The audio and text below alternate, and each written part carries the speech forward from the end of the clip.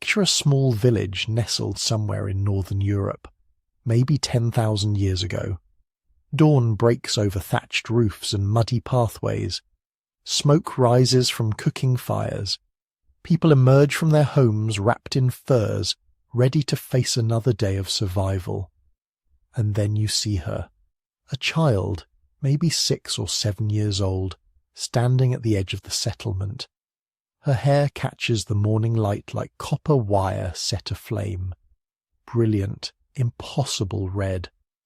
Against the greys and browns of the ancient world, she looks almost otherworldly, like she's carrying fire on her head. Today we see red hair and think Scotland, Ireland, maybe that one kid from your high school. But stop and really think about it for a moment. Why does this trait even exist? Red hair shows up in only 1 to 2% of the global population. That's roughly 140 million people out of 8 billion. It's rare, striking, and for most of human history it was even more unusual than it is now. This isn't like brown hair or black hair, the colours that helped our ancestors blend into forests and savannas. Red hair makes you visible, it makes you stand out. And in the brutal calculus of evolution, standing out is usually a death sentence. So why are redheads still here? What possible advantage could flame-coloured hair have given our ancestors? And more importantly, what can this rare genetic quirk tell us about the people who survived the Ice Age in Europe? About their migrations, their struggles, their incredible journey through some of the harshest conditions humans have ever faced? If you're watching this to fall asleep, perfect. That's exactly why I make these videos. Maybe drop a comment and tell me where you're watching from and what time it is there. I love seeing Tokyo at sunrise, London at lunch, Los Angeles at midnight, all learning the same strange stories about our shared past. Here's the thing that makes red hair so fascinating. It's not just a cosmetic quirk, like preferring one hairstyle over another. It's a genetic signature, a molecular fossil that tells us something profound about ancient Europe. Every person with natural red hair carries a specific mutation in their DNA, a change that happened thousands of years ago and has been passed down through countless generations. That mutation has a name, MC1R, and the story of how it spread across Europe is also a story of ice sheets and ancient forests, of populations pushed to the edge of survival, of genetic adaptation happening in real time. Red hair almost always comes with other traits. Pale skin that burns easily, freckles scattered across faces like tiny maps, higher sensitivity to pain, different responses to anesthesia, a reduced ability to produce vitamin D. These aren't separate characteristics that just happen to occur together. They're all connected, all part of the same genetic package deal, and that package was assembled for a reason. Scientists now believe that red hair, along with the pale skin and freckles that usually accompany it, represents one of evolution's most elegant solutions to a deadly problem. Our ancestors who moved into northern Europe after the last ice age faced a crisis. The sun was weak, hidden behind clouds for much of the year.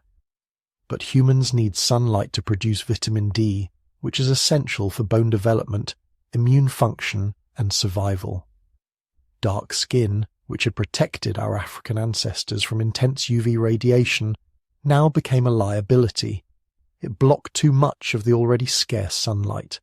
The human body needed to adapt, fast, and over thousands of years it did. Mutations arose that made skin progressively lighter, more translucent, better at capturing every precious photon of northern sunlight. Some of these mutations went further than others.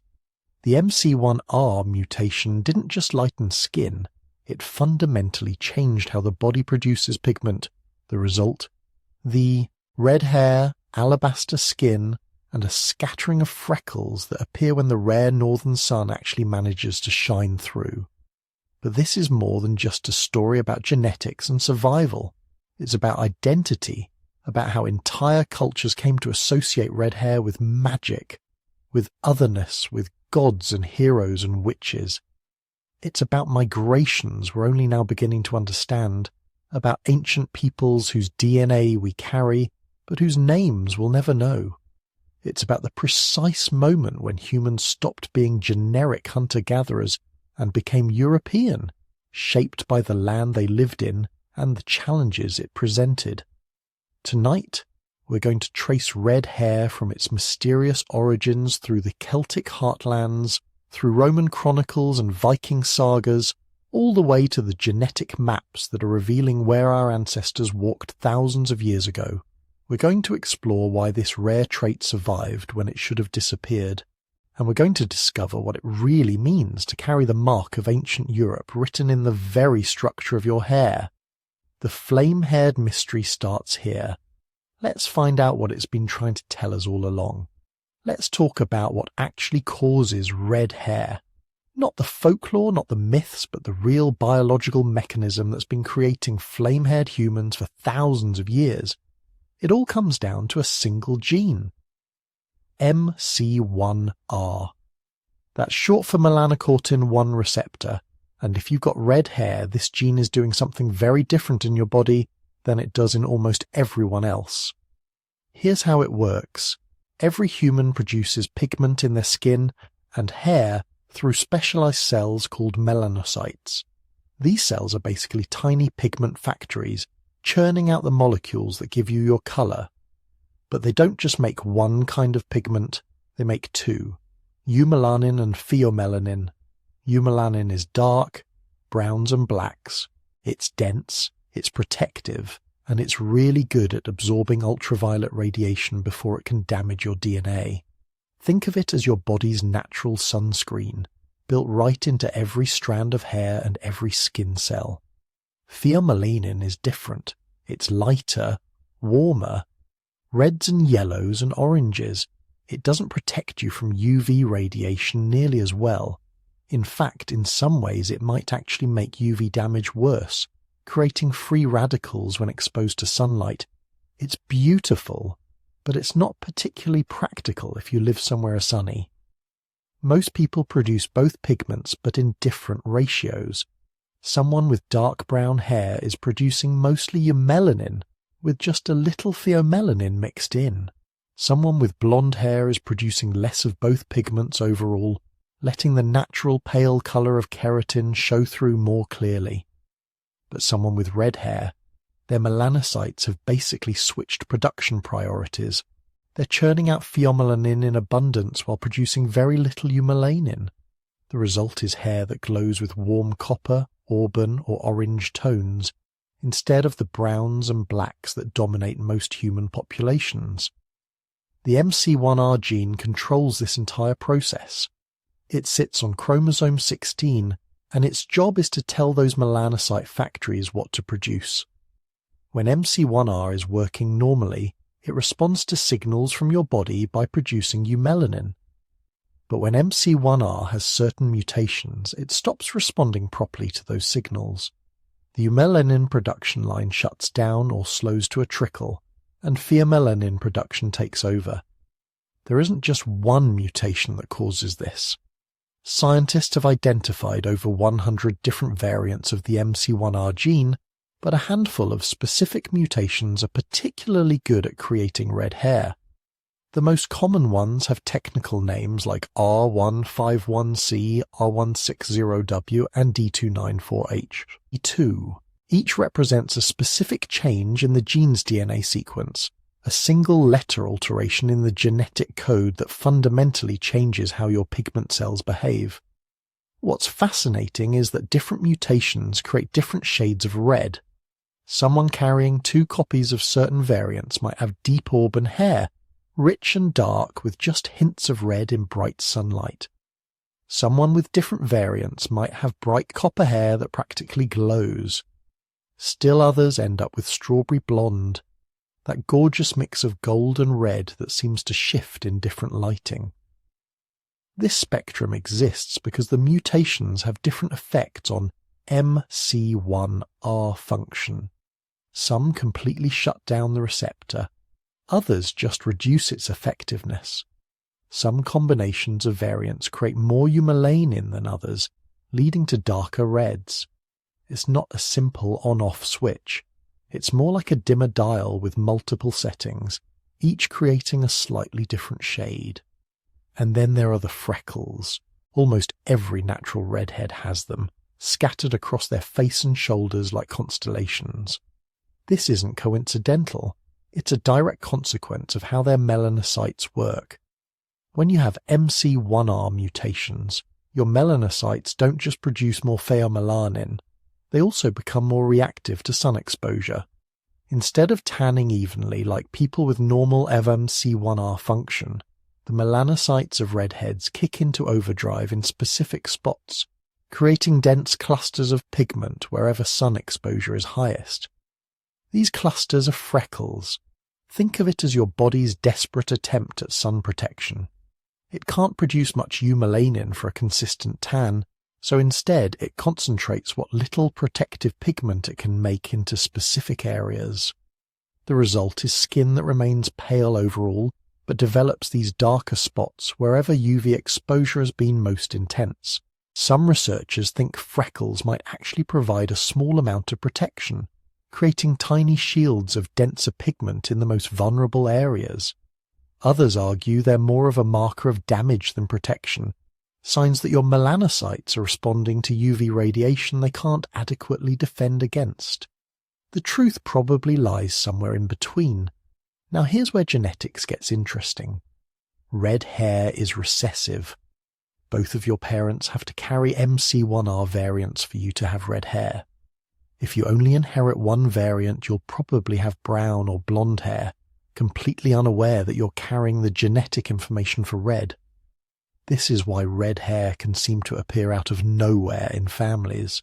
Two brown-haired parents who both happen to carry MC1R variants can have a red-haired child.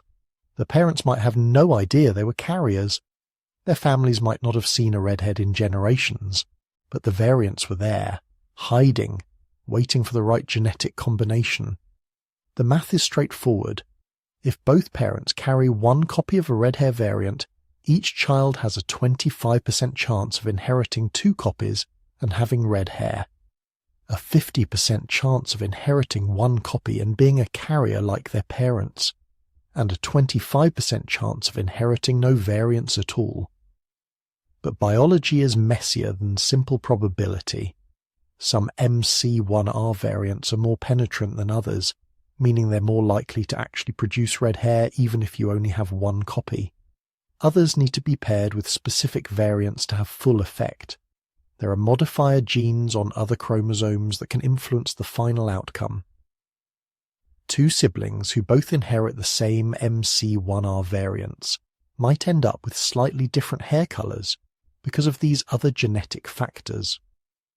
This complexity is part of why red hair is so rare. You need exactly the right combination of genetic variants, inherited from both parents, with no interfering factors from other genes. The odds of all this lining up are small. Somewhere around 1 to 2% of people worldwide have red hair. In some populations it's much higher.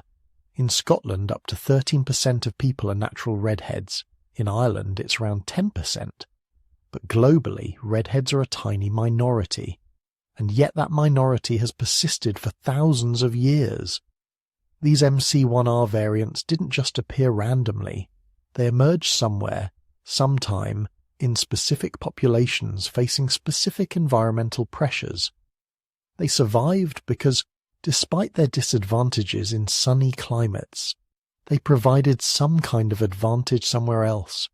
The question is where and when, and why evolution would preserve a trait that makes you burn in the sun and produce less protective pigment. To answer that, we need to look backward, deep into European prehistory, to the moment when these mutations first appeared and began spreading through ancient populations. So now we know what causes red hair. That MC1R gene, sitting on chromosome 16, producing variants that switch off melanin production and leave nothing but pheomelanin. But here's the question that keeps geneticists up at night. When did this actually happen? When did the first red-haired human walk the earth? The answer is both simpler and stranger than you might expect. Genetic analysis suggests the MC1R variants responsible for red hair in modern Europeans emerged somewhere between 40,000 and 70,000 years ago. That's a huge window, 30,000 years of uncertainty. But it makes sense when you understand what geneticists are actually looking at. They're not finding ancient red hair preserved in ice or amber. Hair colour doesn't fossilize.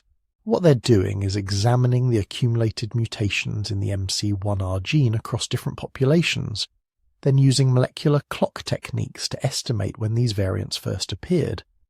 Think of it like carbon dating, except instead of measuring radioactive decay, you're measuring the rate at which DNA mutates over generations. If you know roughly how fast mutations accumulate, and you can count how many differences exist between populations, you can work backward to estimate when they diverged. The math puts the origin of European red hair variants somewhere in that 40,000 to 70,000 year window. But here's where it gets weird. Just when researchers thought they had the timeline figured out, they found something nobody expected. Red hair in Neanderthals. Not the same red hair. That's the crucial detail. When geneticists finally managed to extract and sequence Neanderthal DNA from fossils, they found MC1R variants that would have produced red hair and pale skin, but the specific mutations were different from those in modern humans. Different variants in the same gene producing the same result. The Neanderthals had evolved red hair completely independently. Now, pause and consider what this means. Two separate human species evolving on different continents both developed the exact same visible trait through completely different genetic pathways. This is what biologists call convergent evolution. Like how bats and birds both evolved wings, but through entirely different mechanisms. Or how dolphins and sharks both evolved streamlined bodies despite being completely unrelated. Evolution solving the same problem with different tools. But why would both species evolve red hair? What problem was it solving? The answer lies in where and when these mutations appeared. Picture Ice Age Europe, 60,000 years ago. The world is locked in one of the coldest phases of the Pleistocene. Glaciers cover Scandinavia and stretch down across northern Germany. The British Isles are mostly buried under ice sheets a mile thick. What isn't frozen is tundra, endless stretches of grassland and sparse forest, where winters last 9 months and summers are brief, cold, and cloudy. The sun barely rises during winter. Even in summer, thick clouds and long twilights mean UV radiation is minimal. This is the environment where both Neanderthals and the first modern humans in Europe found themselves. And both face the same biological crisis. Vitamin D deficiency. Your body needs ultraviolet radiation to produce vitamin D, not dietary vitamin D, though that helps, but the kind your skin manufactures when UV light hits cholesterol molecules in your cells. Without adequate vitamin D, your bones soften. Children develop rickets. Adults suffer muscle weakness, immune deficiencies, reproductive problems. In severe cases, you die. Dark skin protects against excessive UV radiation. That's why human populations in Africa, where our species evolved, developed high melanin levels, its protective coloration for intense equatorial sun. But in Ice Age Europe, dark skin becomes a liability. It blocks the limited UV radiation available, preventing vitamin D synthesis. Natural selection would favor any genetic variant that lightens skin and let more UV through. Both Neanderthals and modern humans evolved pale skin independently, and some individuals in both populations took it even further, developing variants that eliminated dark melanin entirely. These were the first redheads. But here's where the story gets complicated, because modern humans and Neanderthals didn't just coexist in Ice Age Europe, they interbred. The genetic evidence is unambiguous. every person of European or Asian descent carries 1 to 4% Neanderthal DNA, fragments inherited from ancient encounters between the two species. So the question becomes, did modern humans inherit red hair variants from Neanderthals through interbreeding? Or did we evolve our own variants independently? The answer appears to be both, depending on the specific variant. Some red hair alleles in modern populations show no connection to Neanderthal DNA whatsoever. They're purely human innovations, mutations that arose after our ancestors arrived in Europe. Others exist in genomic regions that show signs of Neanderthal ancestry, suggesting they might have been inherited through ancient interbreeding. But here's what's fascinating. The Neanderthal red hair variants that we've identified in fossils don't appear in modern human populations at all. Whatever MC1R mutations made Neanderthals red-headed, we didn't inherit them. They vanished when Neanderthals went extinct around 40,000 years ago. So if we didn't get red hair from Neanderthals, why does it exist in the same regions where Neanderthals once lived? Because the environmental pressures were identical. Modern humans arriving in Europe faced the exact same challenges Neanderthals had been dealing with for hundreds of thousands of years.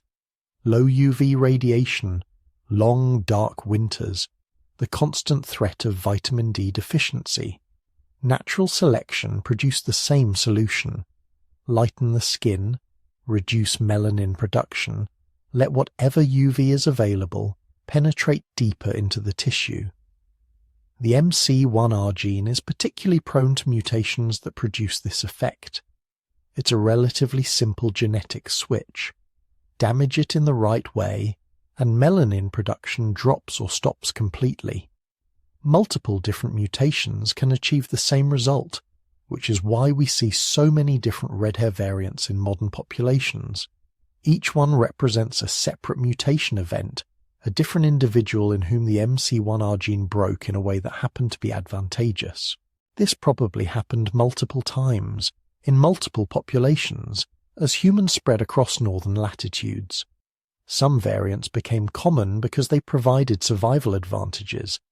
Others remained rare, persisting in small populations through random chance and genetic drift. A few might have spread through sexual selection, if red hair was considered attractive and increased reproductive success. But we're still working with massive uncertainties here. Ancient DNA preservation is terrible in most environments. We have maybe a few dozen Neanderthal genomes sequenced, and only a handful of early modern human genomes from Europe. That's not enough to build a complete picture. Every year, new fossils and new genetic analyses revise our understanding. What we can say with reasonable confidence is this. Red hair in modern Europeans is between 40,000 and 70,000 years old, arising during or shortly after the initial modern human expansion into Europe. Some variants may have been present in African populations before the migration, existing at low frequencies where they provided no particular advantage.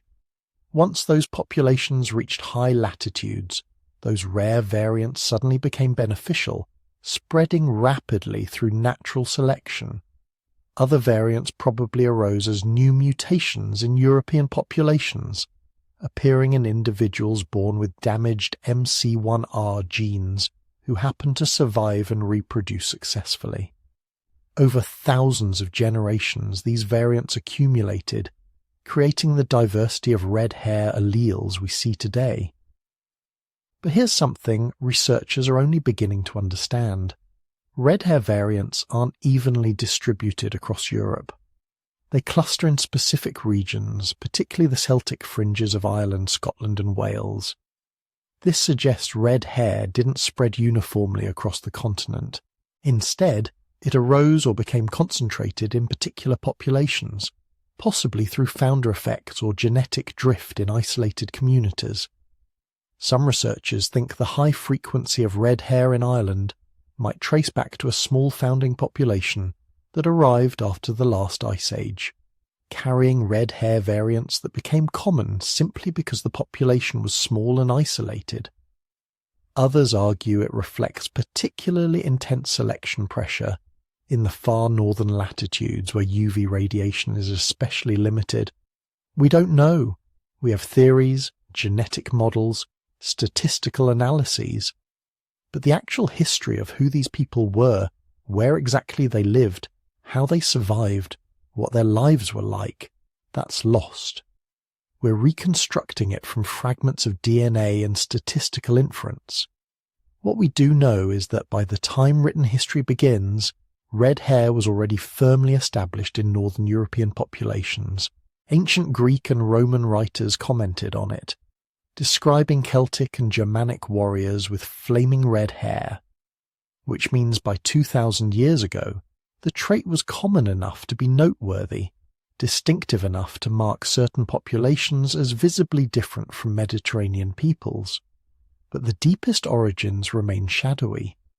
Somewhere in the frozen wastes of Ice Age Europe, in populations struggling to survive in one of the harshest environments humans had ever encountered, a genetic variant appeared that would persist for tens of thousands of years. Not because it was beautiful, though it may have been, not because it was sacred, though it would become so in many cultures, but because it solved a simple biological problem: how to synthesize vitamin D when the sun barely shines. That's where red hair began, in the cold and the darkness, as a solution to survival. Everything that came after, all the mythology and symbolism and cultural meaning that was added later by humans trying to understand why some of us look different. But the origin was pure evolutionary pragmatism, a broken gene that happened to work better than the original. Here's the thing about red hair: it shouldn't exist, at least not in the numbers we see it.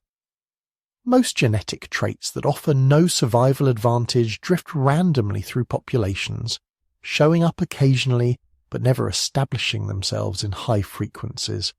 But red hair isn't randomly distributed, it clusters, dramatically. In some regions of Scotland, up to 13% of the population carries the flame-coloured trait. In Ireland, it's 10%. Compare that to the global average of less than 2%, and you start to realise something unusual happened in Northern Europe. Something that didn't just allow red hair to survive, but actively favoured it. The standard explanation is simple, almost too simple. Vitamin D, your body needs it for bone health, immune function, calcium absorption, dozens of critical processes, and the primary way humans get vitamin D is through sunlight exposure. When UV rays hit your skin, they trigger a chemical reaction that produces this essential nutrient. But here's the catch: the more melanin in your skin, the more UV light gets blocked before it can trigger that reaction. Dark skin protects you from too much sun exposure, but it also reduces vitamin D production. In the sun-drenched environments where humans evolved, this wasn't a problem. Africa, the Middle East, Southern Asia, these places have sunlight to spare. Your ancestors could produce all the vitamin D they needed even with deeply pigmented skin, acting as a natural sunscreen. Then humans moved north, and everything changed. Picture Northern Europe 12,000 years ago. The glaciers are finally retreating after tens of thousands of years of Ice Age conditions. The landscape is transforming from frozen wasteland to cold, windswept plains. Forests are beginning to spread across territories that had been buried under ice sheets a mile thick, and the humans moving into these territories are facing a problem they've never encountered before: darkness. Not the darkness of night, though the long northern winters certainly provided plenty of that, but the darkness of endless cloud cover, of sun that barely rises above the horizon even in summer, of forests so dense that sunlight struggles to reach the forest floor. For populations adapted to African or Mediterranean sun levels, this was catastrophic. The archaeological record shows skeletal evidence of vitamin D deficiency in early northern European populations. Rickets, a disease caused by severe vitamin D deficiency, leaves characteristic marks on bones, bowed legs, deformed rib cages, softened skulls. Early farming populations in northern Europe show these markers at alarming rates. They were suffering, their children dying or growing up with permanent disabilities, all because their bodies couldn't produce enough vitamin D in the dim northern light. Natural selection responded the way it always does, ruthlessly. Any genetic variant that helped people survive in low-light conditions would be favoured. Any mutation that allowed better vitamin D production would spread, and the most obvious solution was to reduce melanin production.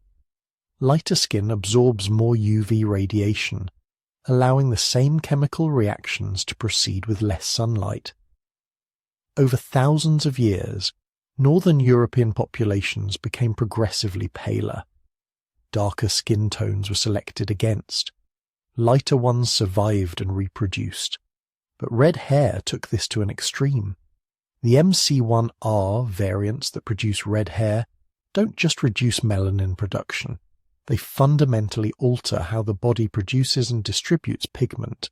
People with red hair typically have the fairest skin of any human population, the kind of skin that burns in minutes, that shows every freckle and sunspot, that seems almost translucent in certain light. This represents the maximum possible reduction in melanin protection, the furthest you can push human pigmentation toward UV absorption, and it worked. At least in certain environments. Populations carrying MC1R variants could produce vitamin D in conditions that would leave darker-skinned individuals severely deficient. On overcast days during long winters, in dense forests where only scattered sunlight reached the ground, red-haired individuals had a biochemical advantage. Their children were less likely to develop rickets. Their bones grew stronger. Their immune systems functioned better. In the specific environmental conditions of northwestern Europe, red hair stopped being a quirk and became a survival trait. But if that's the whole story, why didn't red hair spread uniformly across all of northern Europe? Why does it cluster so dramatically in Ireland, Scotland, and parts of Scandinavia, while remaining relatively rare in Poland, Germany, or northern Russia? These areas all have similar latitude, similar cloud cover, similar challenges with vitamin D production. Yet the genetic distribution is wildly uneven. The answer lies in understanding that evolution isn't just about environmental adaptation. It's about population structure, geographic isolation, and the random chance of which variants happen to be present when populations split apart. The regions with the highest concentrations of red hair are precisely the regions that were most isolated during the crucial period when these populations were establishing themselves. Ireland is an island, cut off from the European continent by rising sea levels after the Ice Age. Scotland is a peninsula, separated from England by challenging terrain and historically hostile borders. Western Scandinavia consists of isolated fjord communities where each valley maintained relative genetic independence for thousands of years. In these isolated populations, genetic drift could work its magic. If the founding population of Ireland happened to carry a higher frequency of MC1R variants than the European average, those variants would be maintained and amplified over generations.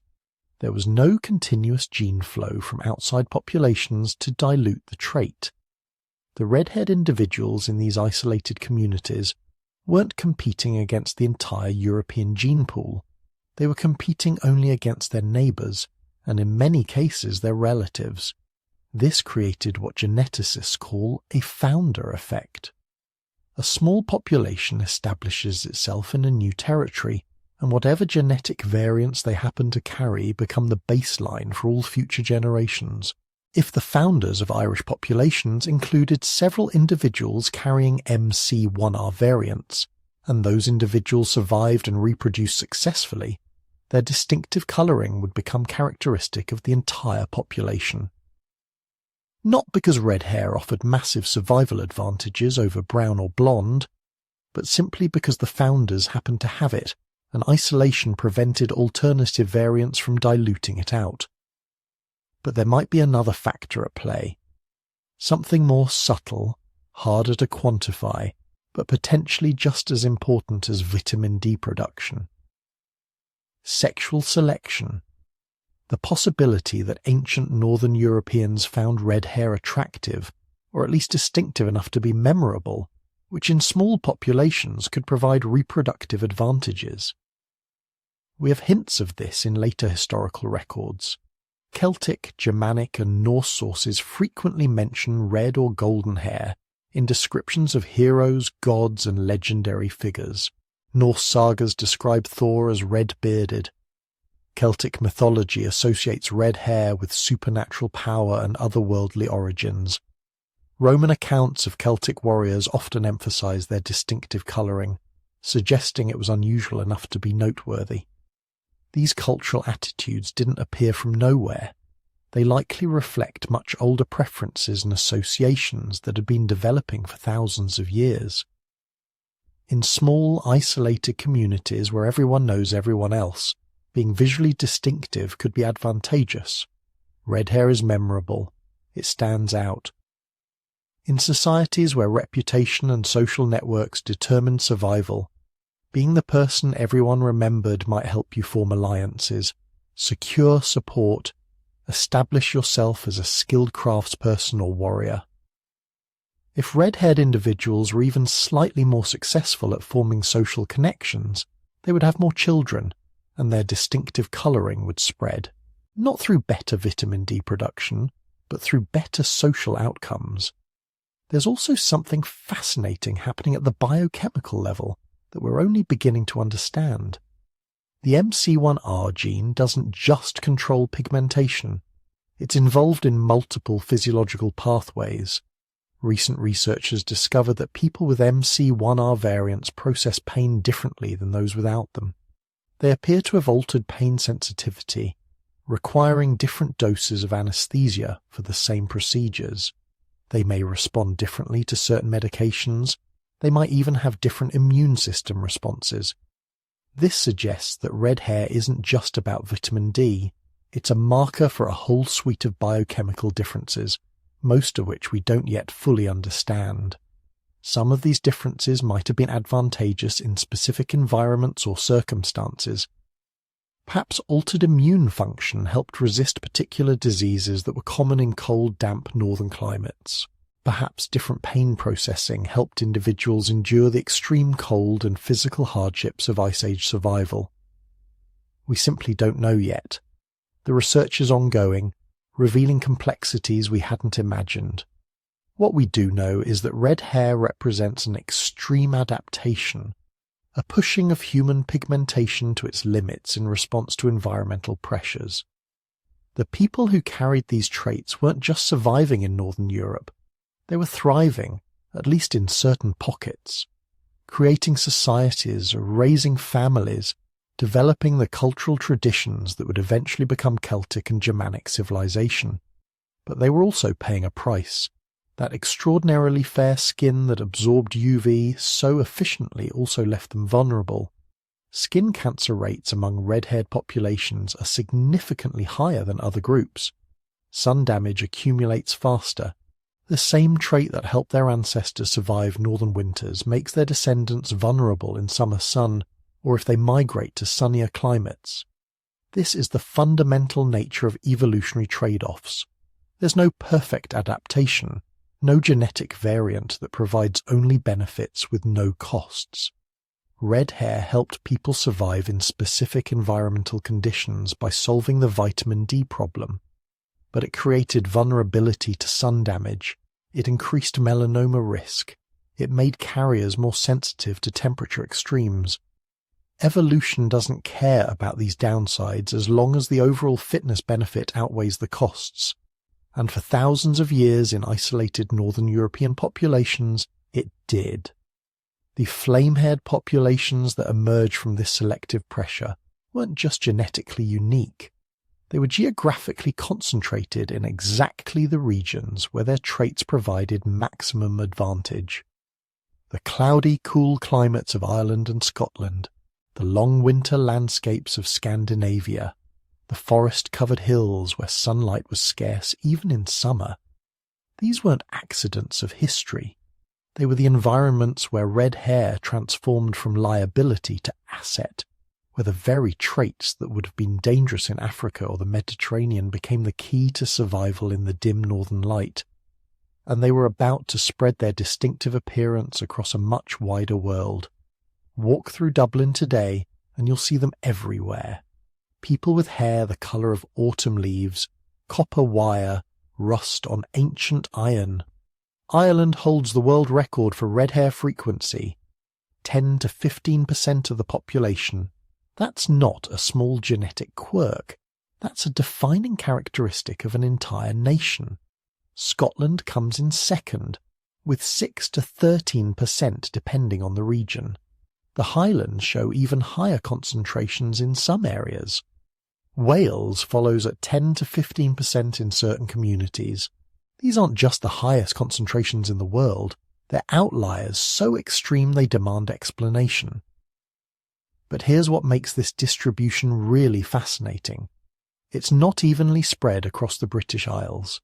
It clusters, concentrates in specific regions like someone deliberately painted red hair onto the map in certain places and ignored others. The western coasts of Ireland and Scotland show the highest frequencies. The windswept Atlantic shores where rain falls 200 days a year, and the sun is a rare visitor. Move inland, move east toward England, and the frequencies drop. Not dramatically, but measurably. This isn't random. This is a pattern written in both geography and history. So where did all these red-haired Celts come from? The popular story goes like this.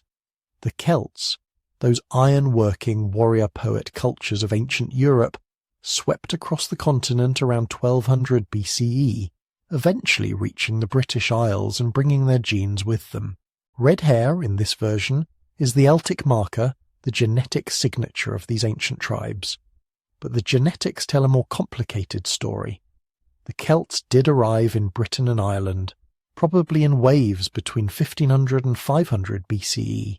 They brought their languages, their metalworking technologies, their art styles, but they weren't arriving in an empty land. They were arriving in a place that had been continuously inhabited for thousands of years.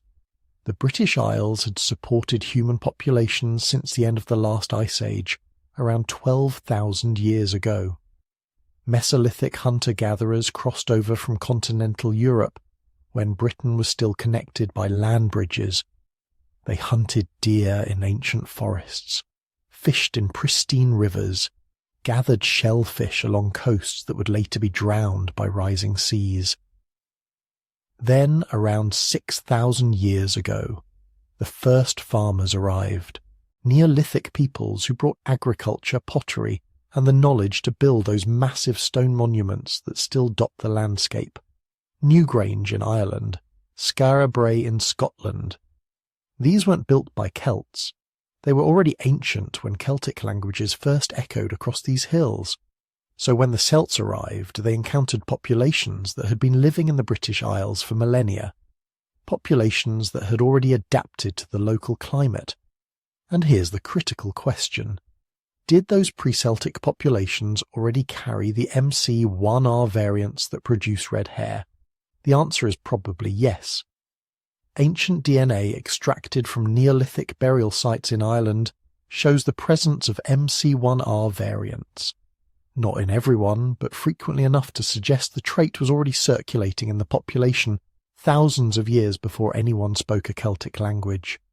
A tomb at Ballynahatty in Northern Ireland yielded DNA from a woman who lived around 5,200 years ago. Analysis of her genome shows she likely had dark hair and dark eyes, but she carried variants associated with lighter pigmentation. Not quite the full red-haired package, but genetic material that could contribute to it in later generations. Scottish sites tell similar stories. Ancient remains from the Orkney Islands, those windswept specks of land north of the Scottish mainland, show a population that was genetically distinct from later arrivals. but they too carried some variants associated with lighter pigmentation. What this means is that red hair in the British Isles isn't simply a Celtic import. It's the result of deep genetic history in these islands, layer upon layer of populations mixing and adapting. The Mesolithic hunters, the Neolithic farmers, the Bronze Age warriors, and yes, eventually the Celts, all contributed to the genetic pool. But the Celts weren't the end of the story either. They established themselves as the dominant culture across much of the British Isles, their languages eventually becoming Irish Gaelic, Scottish Gaelic and Welsh. They farmed the fertile valleys, built hill forts on strategic heights, and created the artistic traditions that still influence Celtic regions today. And in their populations, red hair thrived. The combination of existing MC1R variants plus new genetic material brought by Celtic migrations, all filtered through the environmental pressures of these northern latitudes, created the perfect conditions for red hair to reach frequencies seen nowhere else on Earth. The climate played its role too. Ireland and Scotland sit at latitudes where sunlight is precious. Winter days when the sun barely rises above the horizon. Summer days when it never quite sets, but its rays come in at such low angles that vitamin D production is a constant challenge. The landscape doesn't help. These are cloud factories. Atlantic weather systems roll in off the ocean, dump their moisture on the western coasts and keep the sun hidden for days or weeks at a time. It's beautiful if you like dramatic grey skies and ever-changing light.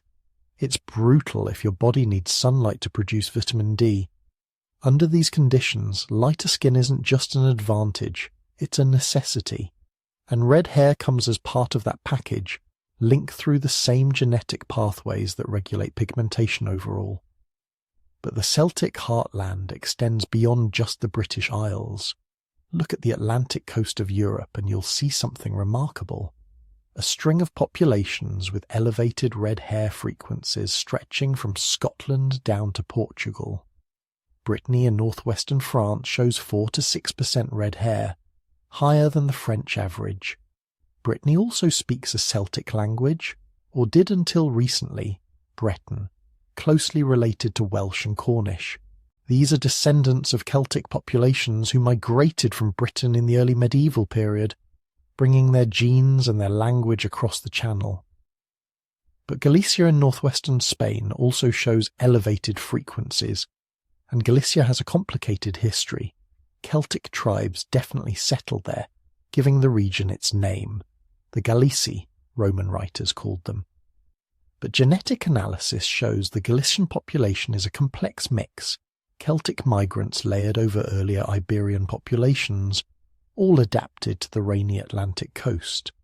Even coastal Portugal shows slightly elevated red hair frequencies compared to the Mediterranean interior.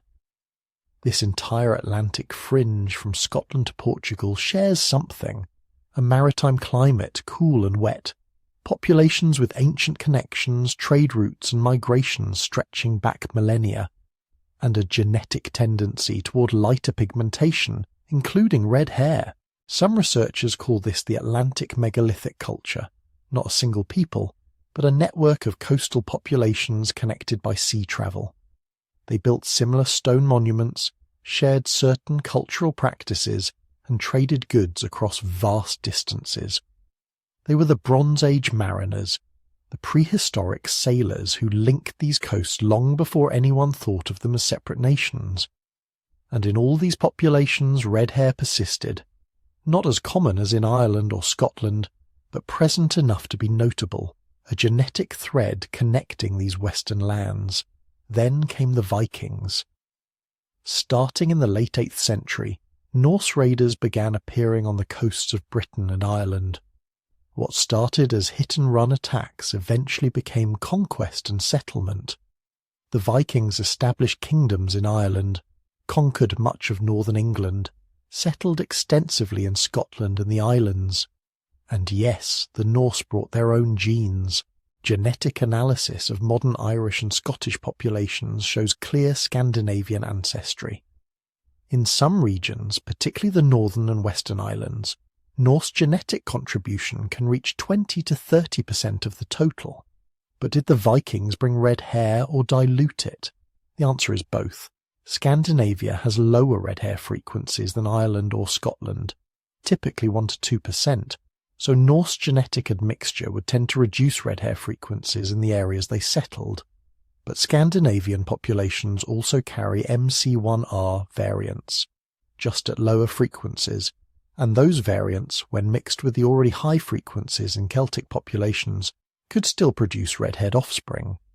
More importantly, the Vikings didn't replace the local populations.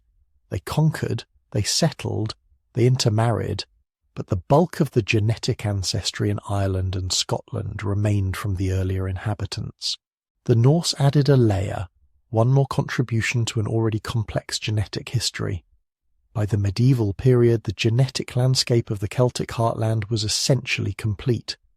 Mesolithic hunter-gatherers, Neolithic farmers, Bronze Age peoples, Celtic migrants, and Norse settlers all mixed together, all living under the same cloudy Atlantic skies that favoured lighter pigmentation.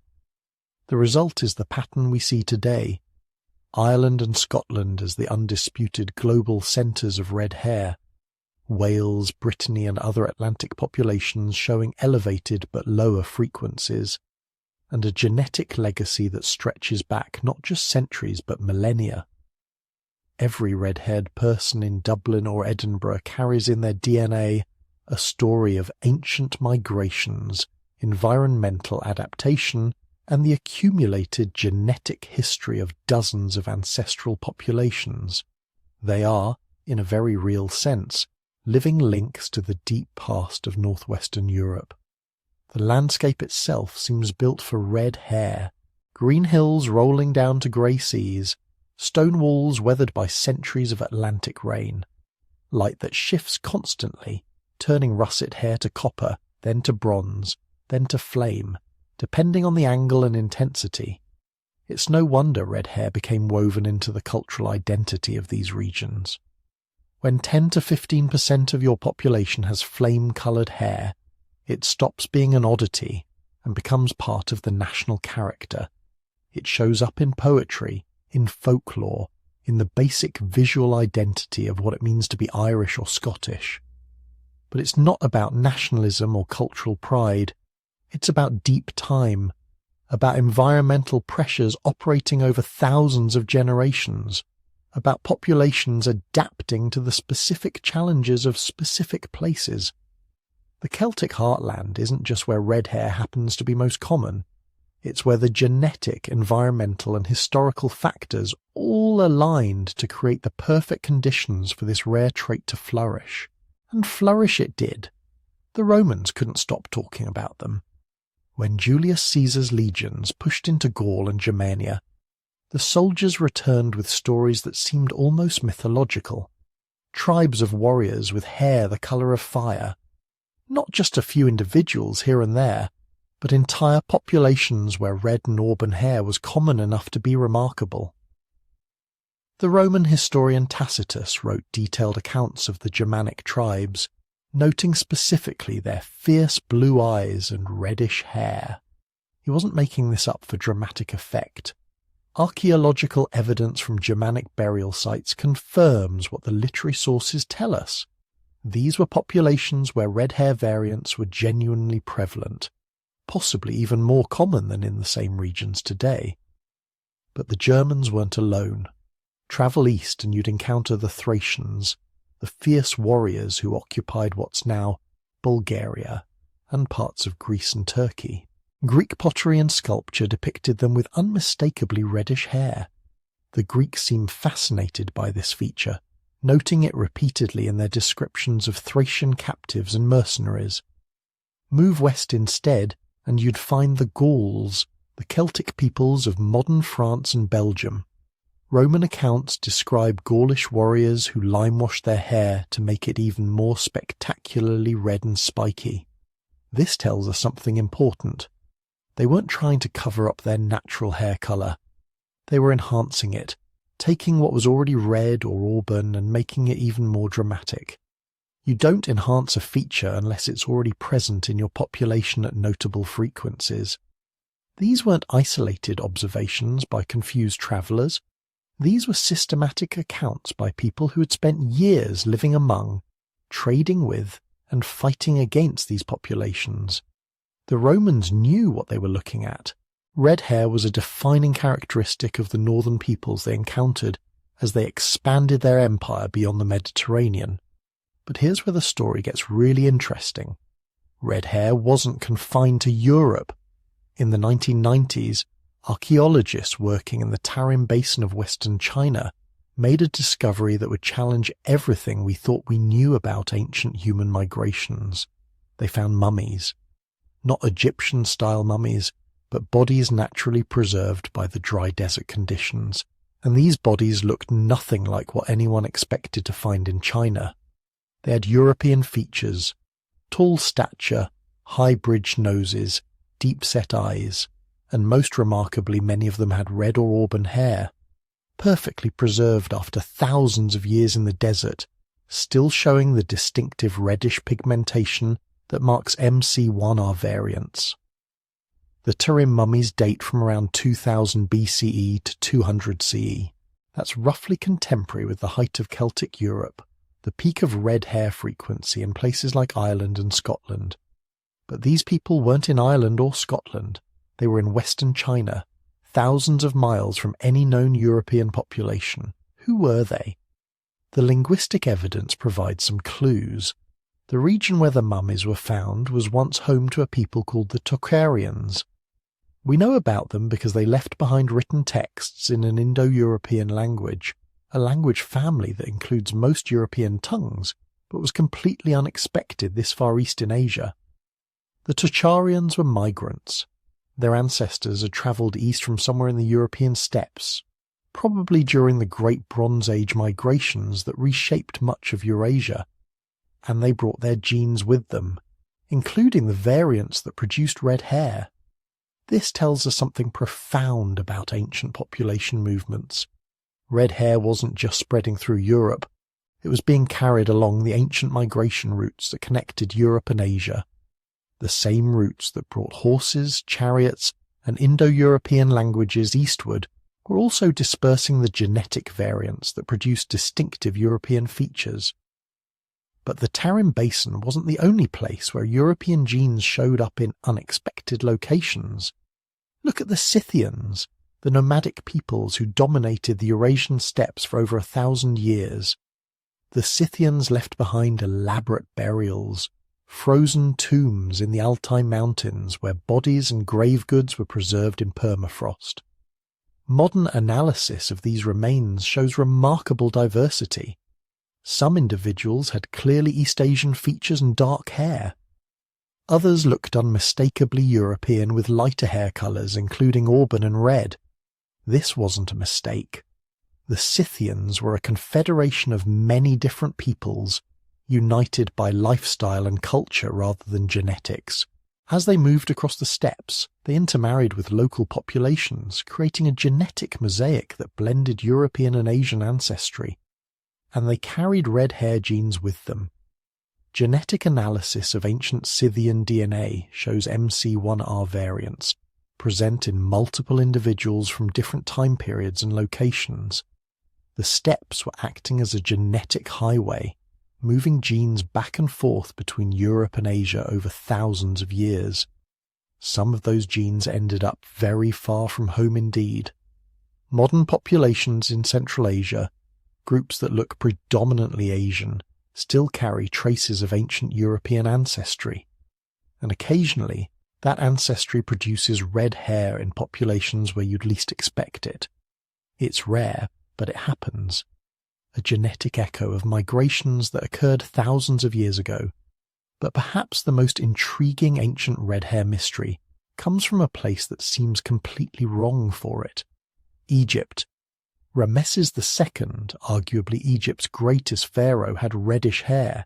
We know this because his mummy still exists, and the hair is clearly reddish-orange in colour. But there's a problem. Egypt is not a place where you'd expect natural red hair. The climate is wrong, the the ancestral population is wrong. Everything about Egypt suggests this shouldn't be possible. So what's going on? There are three main theories, and nobody knows for certain which is correct. Theory 1. It wasn't natural. The ancient Egyptians used henna extensively, both on living people and on the deceased as part of mummification rituals. Ramesses II's hair might have been dyed either during his life or after his death. This is plausible. We know the Egyptians did this, but it doesn't fully explain why his hair shows reddish pigmentation in a pattern consistent with natural red hair rather than uniform dye coverage. Theory 2. It's a product of mummification. The chemicals and processes used to preserve the body might have altered the hair colour over thousands of years, turning naturally dark hair reddish. This happens with some preserved remains, but experts who have examined Ramesses II's hair closely say the pigmentation pattern doesn't look like chemical alteration. It looks like natural red hair that has faded and oxidized with age. Theory 3. It actually was natural. This is the most intriguing possibility. Ancient Egypt wasn't genetically isolated. The Nile Delta had extensive trade connections with the Mediterranean world. Greeks, Canaanites, Libyans, all sorts of populations mixed with native Egyptians over millennia. The Egyptian royal family in particular frequently married foreign princesses as part of diplomatic alliances. It's entirely possible that somewhere in Ramesses II's ancestry, someone carried MC1R variants. Maybe a Greek grandmother, maybe a Libyan great-grandfather, maybe an ancient mixture that predated historical records entirely. One or two red hair alleles in an otherwise dark-haired population could produce auburn or reddish-brown hair, exactly what we see in Ramesses II's remains. We may never know for certain, but the fact that we're even asking the question tells us something important. Red hair could show up in unexpected places in the ancient world. It wasn't confined to one region or one people. It moved with human populations as they migrated, traded and intermarried across vast distances. The ancient world was far more connected than we often imagine. Trade routes linked Britain to Rome, Rome to Egypt, Egypt to Persia, Persia to India, India to China, and along those routes genes flowed, not in massive waves, but in small increments. A trader who settled far from home, a captured slave who bore children in a foreign land, a princess married off to secure an alliance between distant kingdoms. Each of these movements carried genes with them, including occasionally the variants that produced red hair, so you'd get isolated instances of red hair showing up in populations where it was otherwise vanishingly rare. A Persian text mentions red-haired people among certain mountain tribes. Chinese sources describe Western barbarians with strange hair colours. Indian legends speak of foreign warriors with hair like flames. These weren't fantasies. They were observations of real genetic variation, traces of ancient migrations and mixtures that we can now confirm through DNA analysis. The picture that emerges is of red hair as a kind of genetic marker. Not a perfect one, because the same variants evolved independently in different populations occasionally. But generally, red hair in ancient sources tells us about population movements and connections that might otherwise be invisible in the archaeological record. When Romans described red-haired Gauls, they were documenting the Celtic expansion across Western Europe. When Greeks wrote about red-haired Thracians, they were noting the genetic legacy of ancient migrations from the steppes. When Chinese sources described red-haired foreigners, they were observing the eastern edge of Indo-European expansion. And when we find red-haired mummies in the Tarim Basin, thousands of miles from any modern red-hair population centre, we're seeing direct physical evidence of ancient peoples who travelled farther than we ever imagined, carrying their distinctive genetics into regions where those traits would eventually vanish through admixture with local populations. But in a few places, red hair didn't vanish. It flourished. It became concentrated at frequencies far higher than anywhere else on Earth. The question is why? What made certain regions of Northern Europe into red hair epicenters when the gene variants were scattered so widely across the ancient world? The answer lies in the intersection of climate, culture, and pure chance. And it's more complex than you might think. Close your eyes for a moment and imagine this. You're sitting by a fire somewhere in ancient Europe. The flames are low, the air smells like smoke and damp earth, and around you, people are whispering. Not about the stars, not about the hunt, but about someone in the village, someone whose hair in the firelight glows the same colour as the coals. For most of human history, that would have meant one thing. This person was not just different. They were meaningful. Because before we had genetics, we had stories. Red hair is rare, unpredictable, and impossible to ignore. In small, pre-modern communities, anything rare and striking tends to get pulled into the orbit of myth. People look at it, they point to it, and they start asking questions. Why them? What does it mean? Is it a blessing or a warning? Across the ancient world, answers to that question split in two directions. On one side, red hair meant fire, passion, divine strength, supernatural power. On the other, it meant danger, betrayal, chaos, witchcraft. And often, the same culture could hold both ideas at once.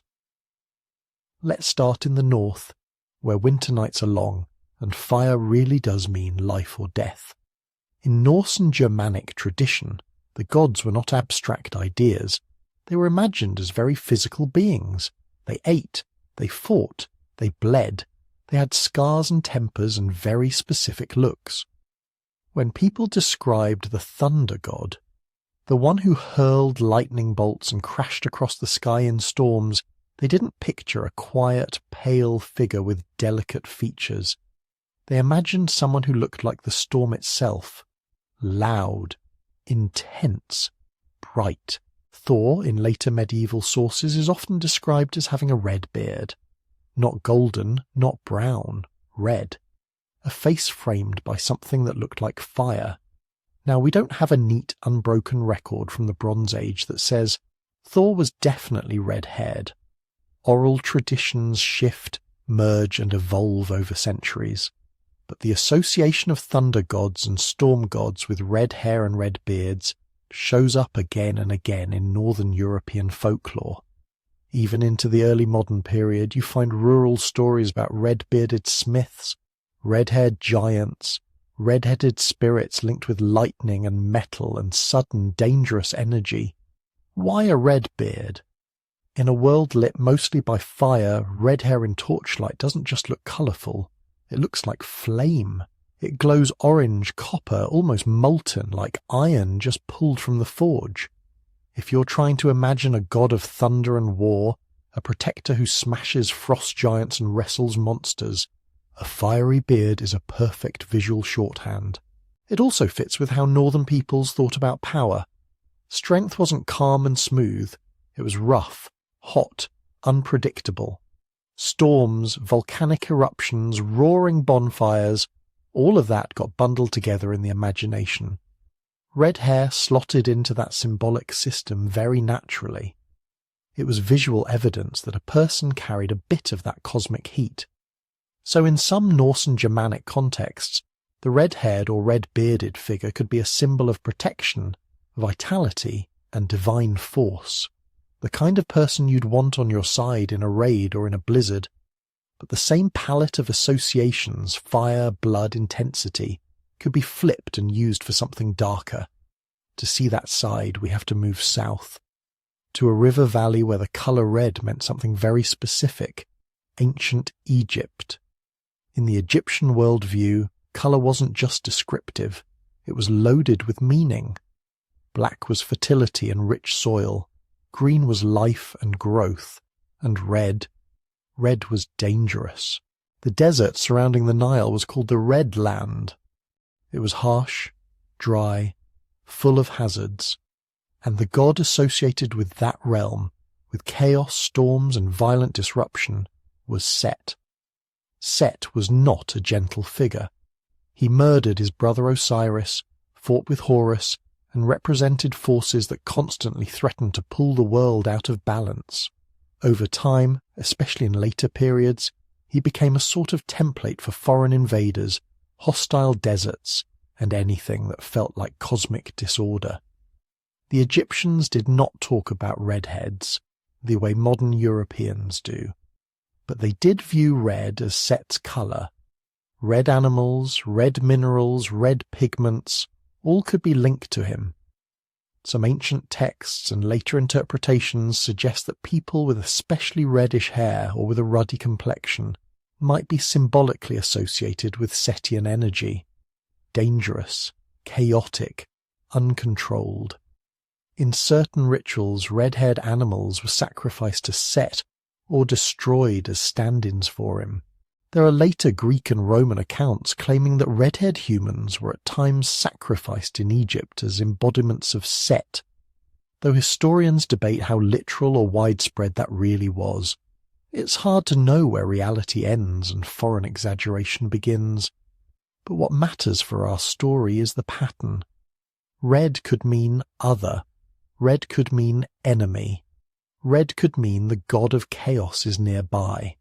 So already in two very different cultures, you see the same colour evoking two opposite meanings. Divine warrior on one side, cosmic traitor on the other. Ancient Greece, sitting between northern Europe and Egypt, gives us something more complicated. Greek art and literature talk a lot about appearance. They describe blonde hair, dark hair, curly hair. They notice details. And sometimes they hint at reddish hair that doesn't quite fit the usual categories. The Greeks tended to idealize what they saw as the beautiful golden mean, not too dark, not too pale. Golden or chestnut hair was praised in poetry. Too black could be foreign, too pale could be strange, and strongly red hair sometimes sat just outside the ideal. Certain Greek writers associated very red or fiery hair with Thracians and other northern peoples, tribes they saw as wild, warlike, and less civilized. You can almost hear the undertone. Those barbarians up there, with their loud clothes and bright hair, they're not like us. At the same time, some heroes and semi-divine figures are described with hair that could be interpreted as coppery or reddish gold. Translators will often render it as flame-coloured, tawny, or fiery. It's hard to map those descriptions directly onto modern categories like redhead or strawberry blonde, but the symbolism is clear. Fire-coloured hair was dramatic. It suggested passion, intensity, maybe a dangerous charm. This double vision, admiring the beauty of unusual hair while also coding it as foreign or excessive, tells us something important. Ancient reactions to red hair weren't uniform. They depended on context, class, and storytelling needs. If you wanted a seductive, disruptive figure, someone who charms and destroys, you might give them hair like a flame. If you wanted a barbarian enemy at the edge of the map, you might give them hair so bright it looked unnatural. Either way, the hair colour became a storytelling tool, a quick visual way to signal this person is not ordinary. Over centuries, as Mediterranean religions mixed with northern and eastern influences, that toolbox of symbols kept expanding. By the time medieval Europe emerged, the cultural baggage attached to red hair had grown very heavy. Then a single story, retold thousands of times, locked part of that baggage in place.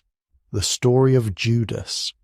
In the early centuries of Christianity, the Bible didn't say what Judas Iscariot looked like. His hair colour, his height, his build. None of that is specified in the text. But artists had a problem to solve. If you're painting or carving the Last Supper, how do you make it instantly obvious which one is the betrayer? You can't put a modern movie caption over his head. You can't make him literally glow with the word villain. You need a visual shorthand the audience understands. So in many parts of medieval Europe, Judas began to be painted with red hair. Not always, not everywhere, but often enough that it became a pattern. In church frescoes, altarpieces, illuminated manuscripts, the man who sells out Christ for silver is marked with hair and beard shades that stand out sharply from the calmer browns and blacks of the apostles around him. This wasn't an accident. By that time, red hair already carried undertones of excess and suspicion in European folklore. It could be associated with hot tempers, lust, deceit. In some regions, it was linked to neighbouring others, Vikings, steppe nomads, or local minorities who looked different from the majority population. Tying Judas to that palette visually reinforced the message. Here is someone untrustworthy, someone touched by a dangerous difference. As centuries passed, that artistic choice leaked out of churches and into everyday stereotypes. Red hair, Judas' heart, some said.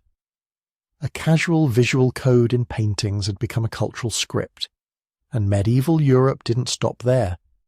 Between the late Middle Ages and the early modern period, anxieties about magic, heresy, and the supernatural reached fever pitch. The witch hunts, the obsession with demonic pacts, the fear of anything that didn't fit neatly into official doctrine, all of that needed targets. Once again, visible difference became convenient. Red hair, already tied to Judas' set chaos, foreignness, and wildness in various traditions, slid easily into the role of a warning sign. Not in every village, not in every trial record, but often enough to leave a mark on folklore. Stories began to describe witches with wild red hair streaming around their faces as they flew through the night. Vampires and revenants in some Eastern European tales were said to have reddish hair or beards, as if their bodies still held a trace of the blood they drank. People whispered that children born with fiery hair were more likely to be temperamental, lustful, or prone to cursing. It's important to underline what's actually happening here. No one ran a statistical study. No one compared populations. These were not data-driven claims. They were projections. Cultural fears, religious anxieties, xenophobic suspicions, all of that needed a visible hook, a way to turn inner unease into outer labels. Red hair provided an easy hook. Imagine living in a small medieval town. Most people have similar hair shades, similar skin tones. Then a baby is born with hair that looks like copper in the sun, or a stranger arrives whose beard looks almost orange. In a time without genetics, without modern medicine, without scientific frameworks, how do you explain that? You don't. You symbolize it. You say that the person is touched by fire, or by the devil, or by some foreign god. You connect them in your mind to every story you've heard where hair like that is linked to danger or power. You let the myth do the thinking for you. And yet, even in the middle of all that suspicion, red hair never belonged only to the dark side of the ledger. In some folk tales, red-headed children are destined for greatness. In others, red-haired warriors are the bravest in battle. In still others, beautiful women with copper hair are irresistible, blessed with a kind of enchanted charm that kings and knights can't ignore. The same trait that made people nervous also made them fascinated. When you step back and look at the pattern across cultures, from red-bearded thunder gods to Set in the Red Land to fiery Greek strangers to Judas in stained glass to witches and vampires, the conclusion is not that red-haired people were born under a curse. The conclusion is that human societies are very good at pouring their fears and fantasies into whatever stands out. Red hair happens to stand out. In biological terms, it's just one outcome of variation in the MC1R gene and related pathways. A different balance of pigmentation, a different way of handling sunlight, a different set of alleles passed down through time. But for ancient and medieval observers who didn't know about genes, it looked like a message from somewhere else. So they wrote stories to explain the message. Some stories made redheads divine. Some made them monstrous. Many did both at once. and this is where the myths become more revealing than they seem. When a culture treats red hair as a sign of passion, that tells you it's struggling with desire and self-control. When it treats it as a mark of chaos, that tells you it's anxious about outsiders, storms, deserts, invasions. When it turns red hair into the signature of a traitor like Judas, that tells you it wants an easy way to spot betrayal, even though real betrayal never announces itself so clearly. In the end, the myths surrounding red hair aren't really about the people who had it.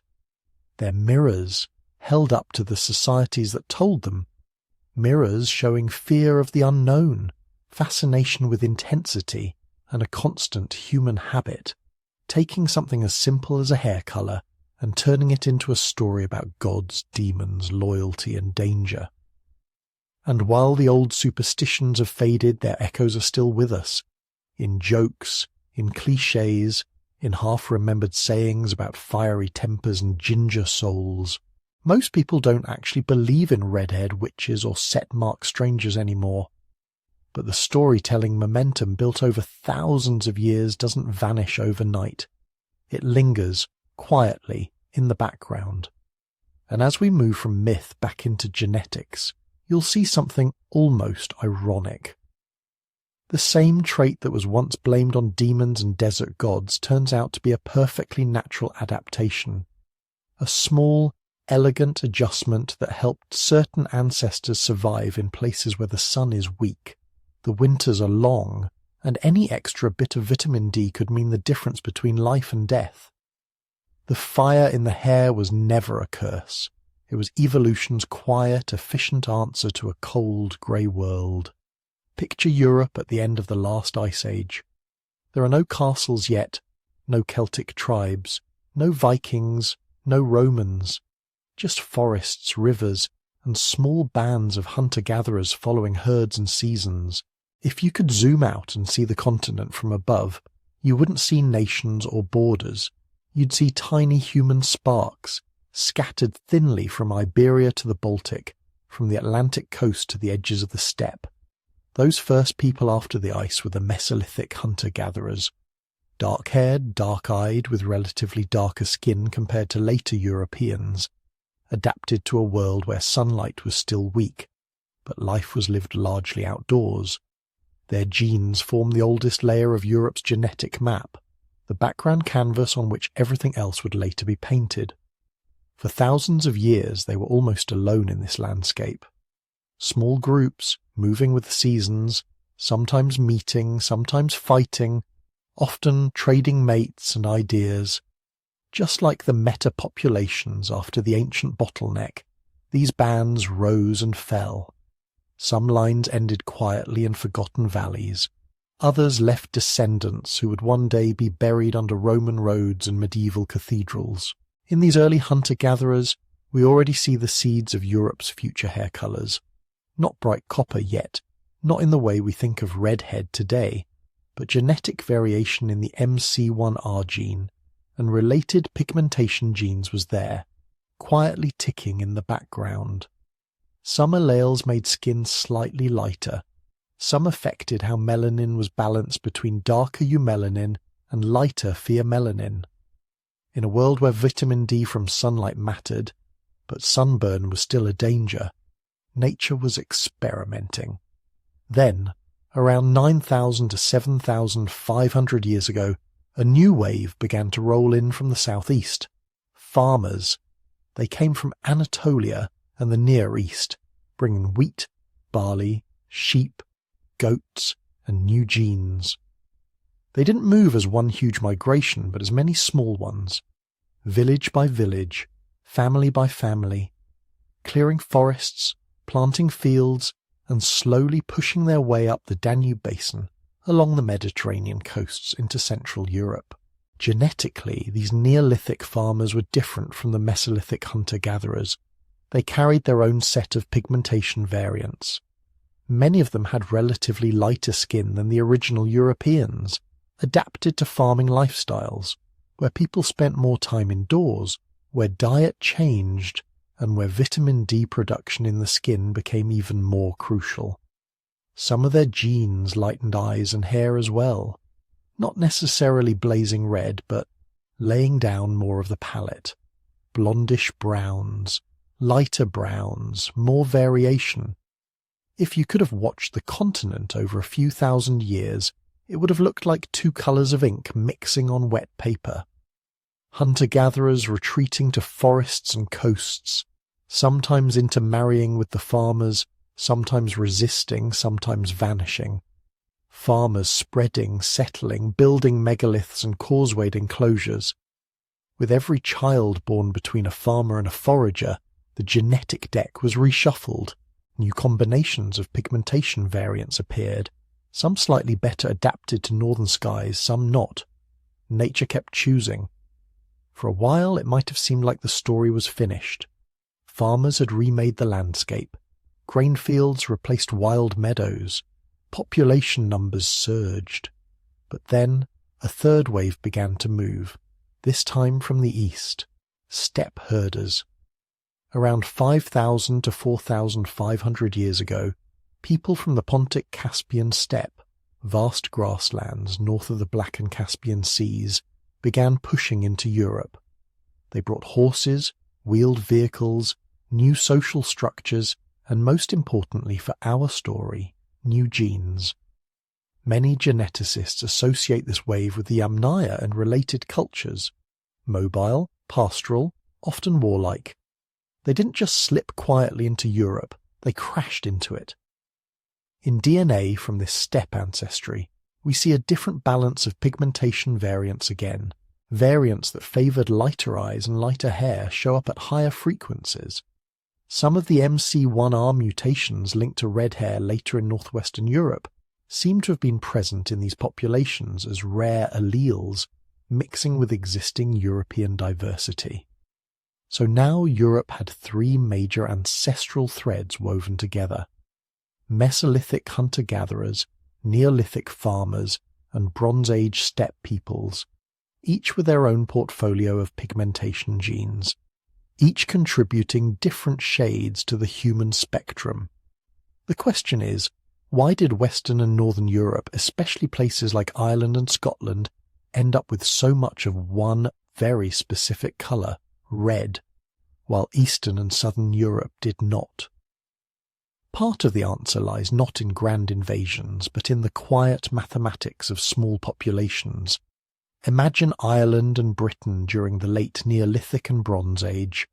Islands at the far edge of the continent, not empty but sparsely populated.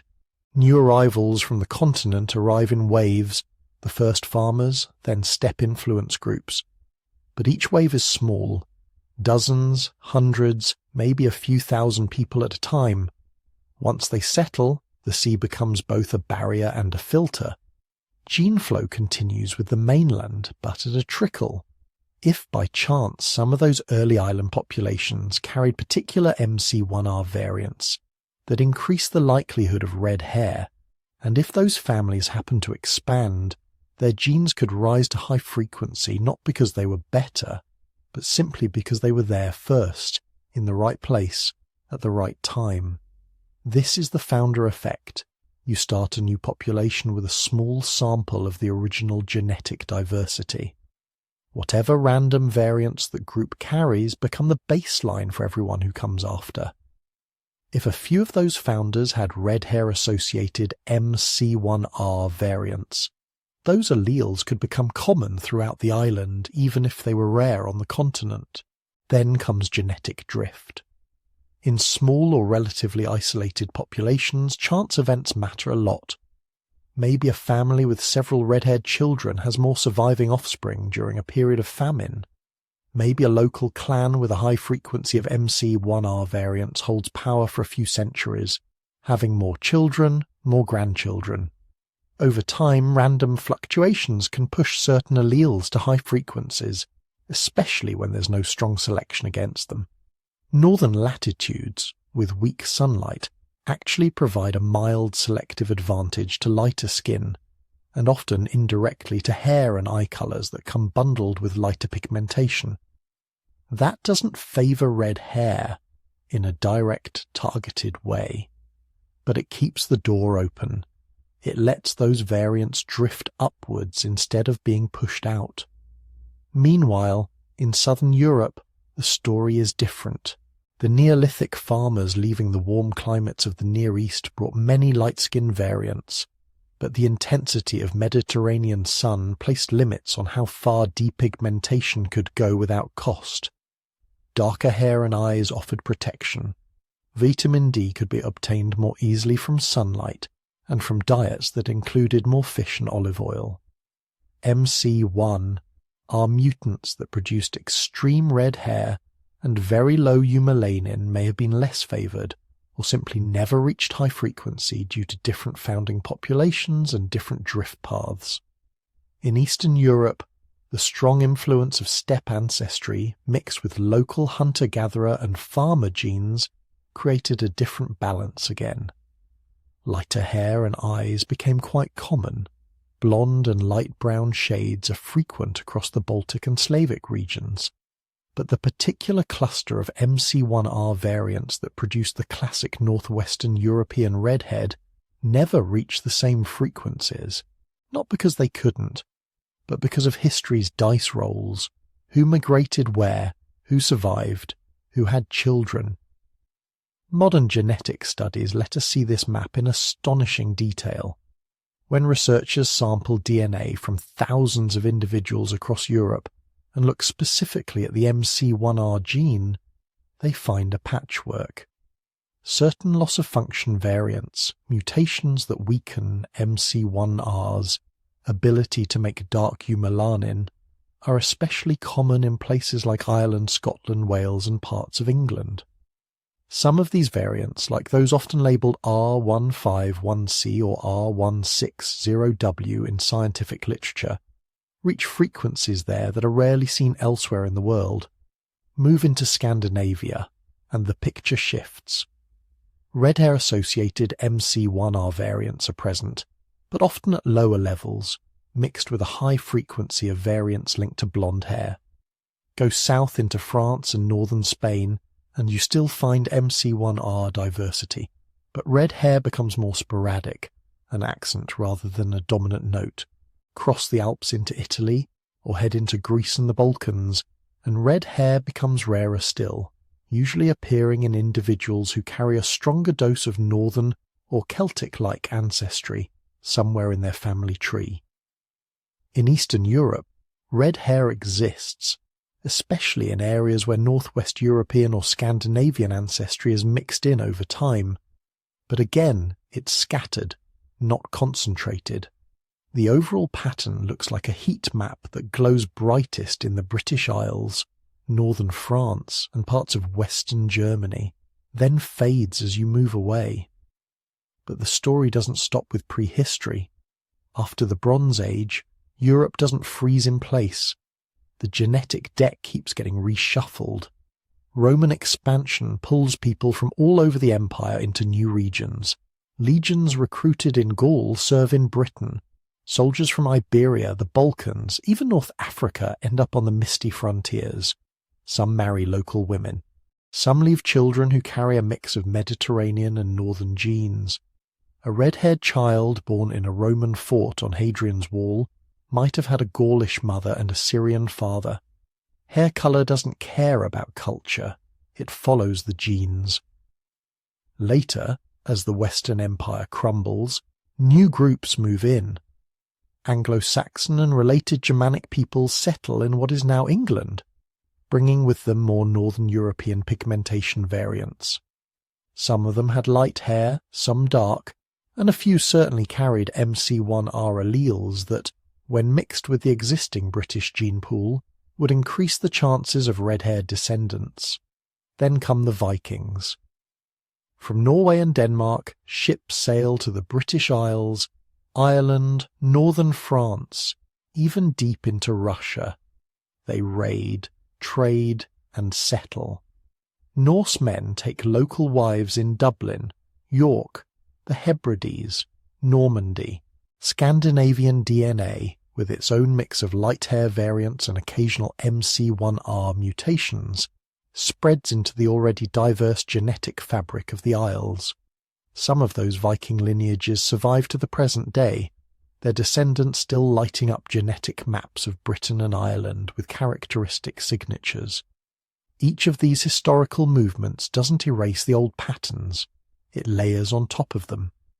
Roman soldiers don't remove hunter-gatherer genes. Vikings don't overwrite Neolithic farmers and Bronze Age steppe ancestry. Instead, they add threads to the tapestry, creating subtle gradients and local quirks.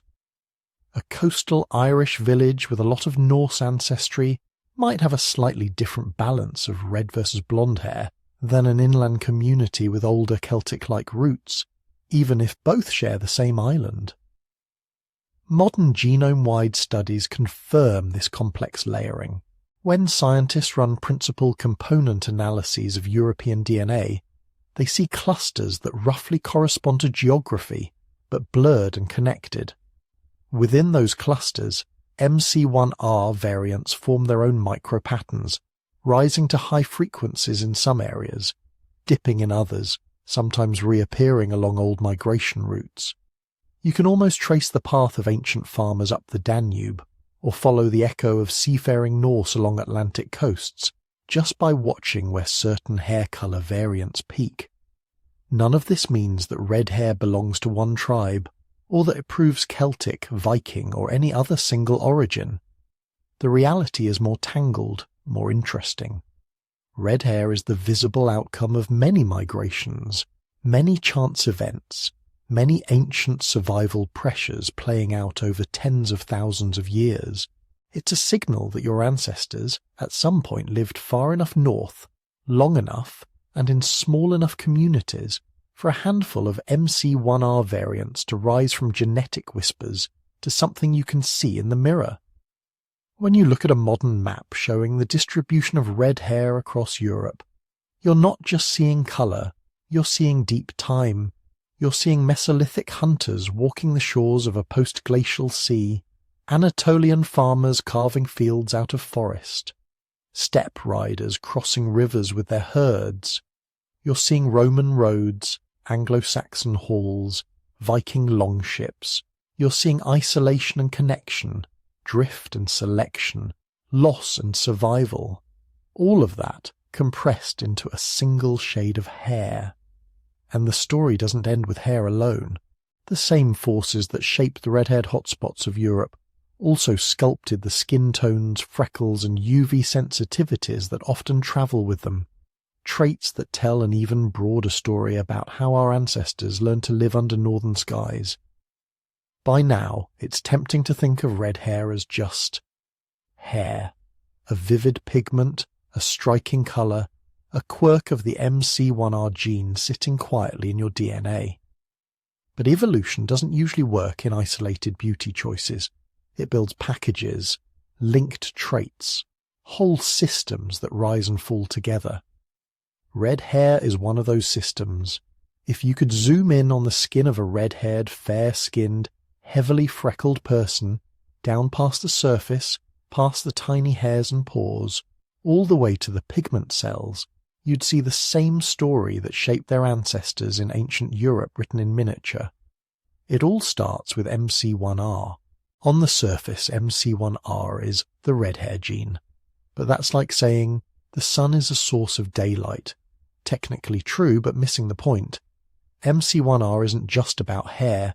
It's a switch that tells your pigment cells, your melanocytes, what kind of melanin to produce. There are two main versions of melanin in human skin and hair. Eumelanin, dark brown to black pigment, excellent at blocking UV radiation. Pheomelanin, reddish-yellow pigment, much less effective at UV protection, but responsible for warm tones in hair and skin. In most people, MC1R works like a well-tuned thermostat. When your skin senses UV light, signals tell MC1R to push melanocytes toward making more eumelanin. You tan. You produce a natural sun shield. In many redheads, that thermostat is broken, but broken in a very specific way.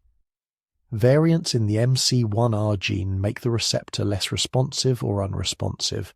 The signal comes in, more sunlight, more UV, time to defend, but the receptor doesn't flip fully into eumelanin mode. The system defaults to pheomelanin. The result is not just red hair on the scalp, it's a whole phenotype. Pale skin that doesn't tan easily, a tendency to burn, and very often freckles. The hair is just the most visible flag. The freckles are the map. Imagine your skin as a landscape spread under the sun. Melanocytes are like tiny pigment factories scattered through that landscape. In someone with lots of eumelanin, those factories respond fairly evenly to UV. The tan appears like a soft gradient. In many redheads and fair-skinned people with MC1R variants, the factories don't act in unison. Some respond more strongly, some less. The signal to produce pigment is irregular. Instead of a smooth wash of brown, you get little hotspots of melanin production. Those hotspots are freckles. This is why freckles cluster in sun-exposed areas. The face, shoulders, arms, the upper back. Each freckle is a tiny historical record of where sunlight has been most intense, summer after summer. They appear, darken, and fade with the seasons, just as ice sheets once advanced and retreated across the European landscape. The freckles are not separate from the fair skin. They're evidence of the same underlying system, a low baseline of pigment, punctuated by local bursts of melanin where UV hits hardest. Pale canvas, scattered brushstrokes of defense. Biologically, this arrangement is strange if you grew up near the equator, at least from an evolutionary perspective. Why would natural selection favor a skin type that burns easily, soaks up UV like a sponge, and struggles to build a proper shield? To answer that, you have to turn down the sun. Picture an Ice Age Europe sky, clouds, low sun angles, long winters where daylight is dim and brief. Even in summer, UV levels are far lower than in the tropics. Under those conditions, dark, heavily pigmented skin, brilliantly protective near the equator, can become a liability. Our bodies need ultraviolet light for something crucial, producing vitamin D. Without enough vitamin D, bones soften and deform, immune systems falter, pregnancies become more dangerous. In low UV environments, any genetic tweak that lets more UV into the skin, just enough, not too much, can be a survival advantage. MC1R variants that reduce eumelanin and boost pheomelanin do exactly that. They open the gate. Fair skin lets UV penetrate more deeply. Less pigment means less shielding, which in a place like Paleolithic Ireland or Bronze Age Scandinavia might not be a weakness at all. It might be the difference between weak bones and strong ones, between surviving winter and not. The freckles add nuance. They're like nature's compromise. Low pigment overall for efficient vitamin D production, with localized patches of extra melanin where UV hits hardest, to keep the most exposed cells from taking all the damage at once. But like every compromise in evolution, there is a price. In the modern world, with people of all ancestries living under artificial lights and flying between latitudes in a few hours, that ancient trade-off shows up in our medical charts. Fair-skinned, red-haired, heavily freckled individuals tend to face a significantly higher risk of skin cancer, especially in high UV environments. Melanoma, basal cell carcinoma, squamous cell carcinoma, all are more likely when the epidermis is thinly shielded. Pheomelanin itself may contribute to oxidative stress under UV, damaging DNA even before a sunburn appears.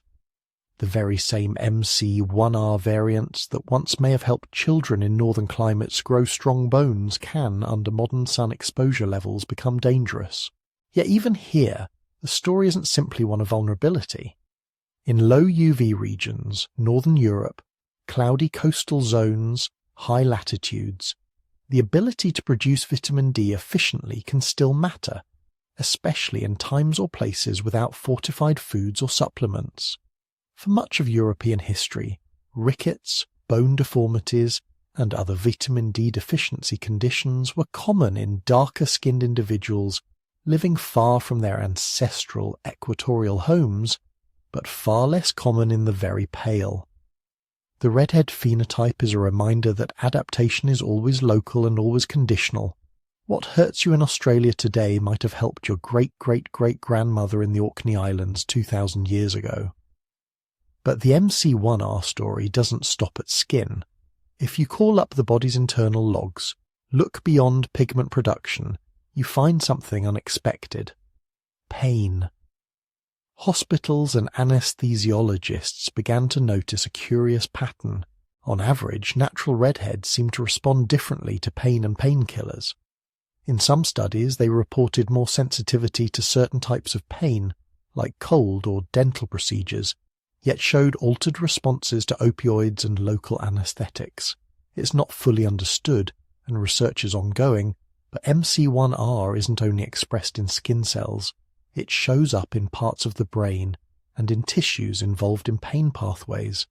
Some studies suggest that people with inactive or altered MC1R variants may require higher doses of certain anesthetics, like desflurane, to achieve the same level of unconsciousness during surgery. Others hint at complex, sometimes paradoxical patterns: increased sensitivity to some pain stimuli, decreased sensitivity to others. In other words, the redhead package may extend into the nervous system. Different pigment chemistry on the outside, slightly different chemical signaling on the inside, not better, not worse, but distinct. Imagine your ancient red-haired ancestor on a cold, windswept plain, pale skin drinking in what little UV slips through the clouds, freckles mapping the places the sun touches most. A nervous system tuned just a bit differently, perhaps more sensitive to some forms of environmental stress, more resistant to others. None of these traits, skin, hair, pain sensitivity, make sense alone. They're part of a coordinated pattern sculpted by a particular set of conditions: latitude, diet, climate, social structure, and chance. And then there is perception. For most of human history, people didn't know anything about MC1R or melanin chemistry. They just saw surfaces, the lightness of the skin, the constellation of freckles, the flame of the hair. Those surfaces became symbols.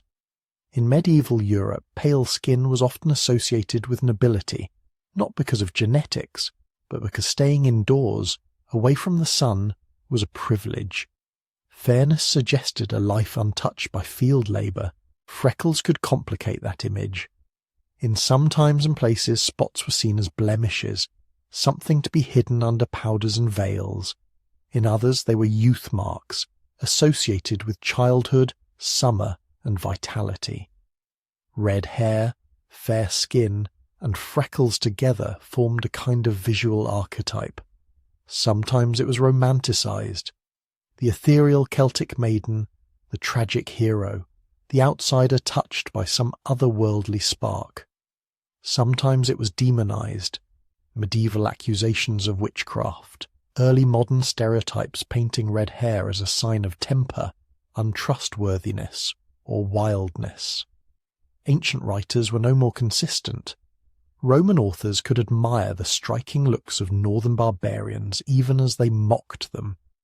Later, in Victorian England, pale, freckled skin might be framed as delicate and refined, while in 20th century schoolyards it became a target for teasing. The same phenotype, endlessly reinterpreted. Underneath those shifting cultural stories, the biology didn't change.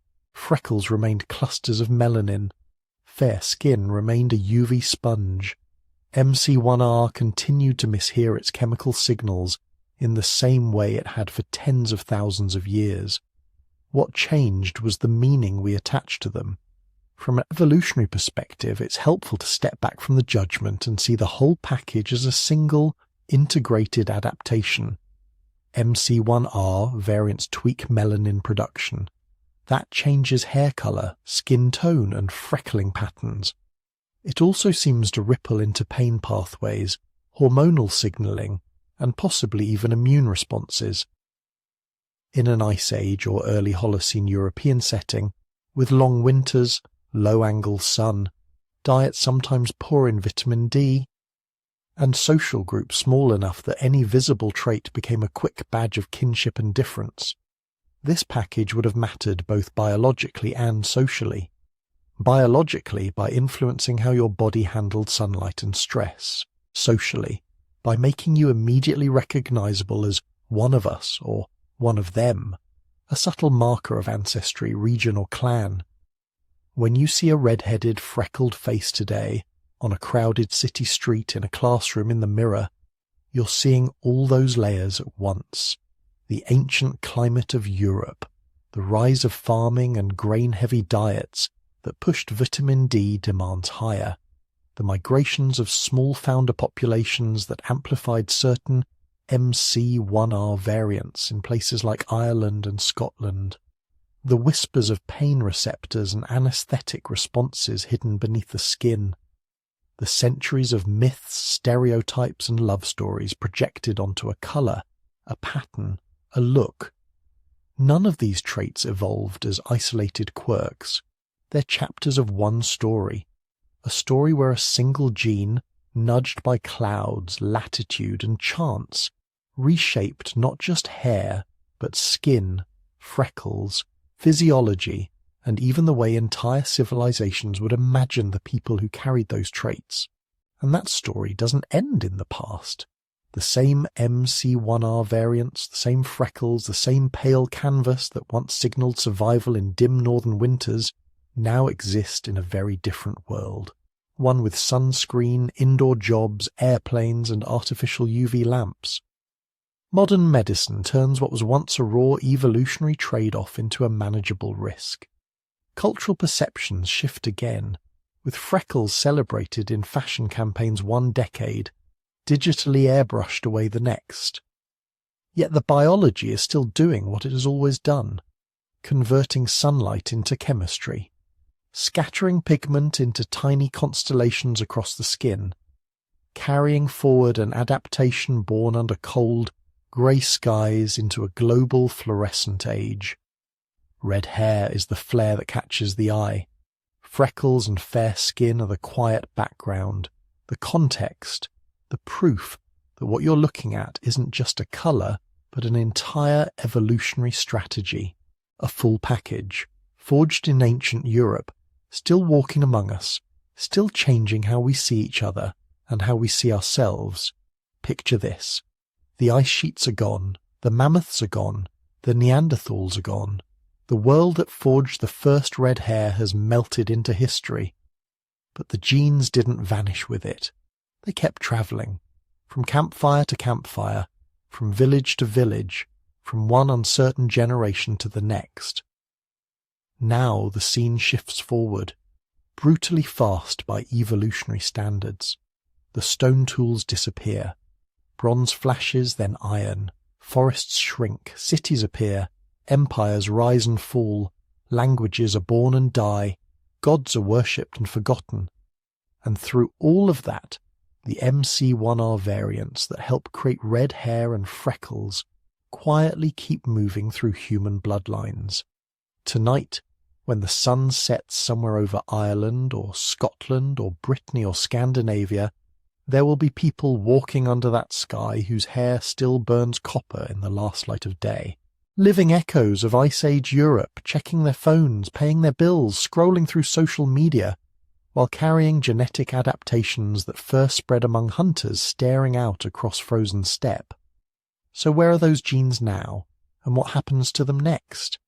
If you could look down on the whole world and see only redheads, it would look almost like a ghost map of ancient northwestern Europe. The densest glow would cluster over the British Isles, especially Ireland and Scotland. Pockets would flare in Wales, Cornwall, northern England. There'd be scattered but noticeable dots in Scandinavia, the Low Countries, northern France, parts of Germany. Smaller clusters in places that once lay along old Celtic or Viking routes. Coastal Spain, northern Italy, central Europe, even bits of western Russia. Outside Europe, you'd see lights following history's migration trails. Canada's east coast, Parts of the United States, especially Appalachia and the Pacific Northwest, patches in Australia and New Zealand, traces in Argentina, South Africa, scattered cities around the globe where people of European ancestry settled. But even in those hotspots, red hair is rare. In most of the world, fewer than 1 or 2 people in 100 are naturally red-haired. Even in Ireland or Scotland, where the percentages peak, redheads are still a minority. Maybe 10%, sometimes a bit more depending on the region and definition. That rarity is part of what makes red hair feel so striking. A relic trait from a particular time and place, scattered across a modern planet that barely resembles the landscapes it evolved in. And yet, over the last couple of decades, you might have heard people say that red hair is disappearing, headlines claiming that redheads are going extinct, that the last natural redhead will be born in a few generations, that modern society or climate change or intermarriage is erasing this ancient phenotype from the human story. So, is that true? To answer that, you have to remember how red hair actually works. It isn't a simple on-off switch. There's no single redhead gene that pops into existence or vanishes overnight. What we call red hair is usually the result of at least one of several variants in the MC1R gene, often in combination, plus other genes that influence pigmentation. Most of those MC1R variants are recessive. That means you usually need 2 copies, one from each parent, for the trait to fully express as classic bright red hair. If you have only 1 copy, you may not be visibly red-haired at all. You might be blonde, brown-haired, or have auburn tones that only show in certain light. You might just have a tendency to freckle easily, or burn more readily in the sun. So when 2 people with red hair have children, they're very likely to have red-haired kids. But when a redhead has children with a non-redhead, the kids might not be red at all. The trait looks like it disappears. But genetically it's only gone underground, hiding as a single MC1R variant in people with otherwise normal hair. This is where the extinction myth breaks down.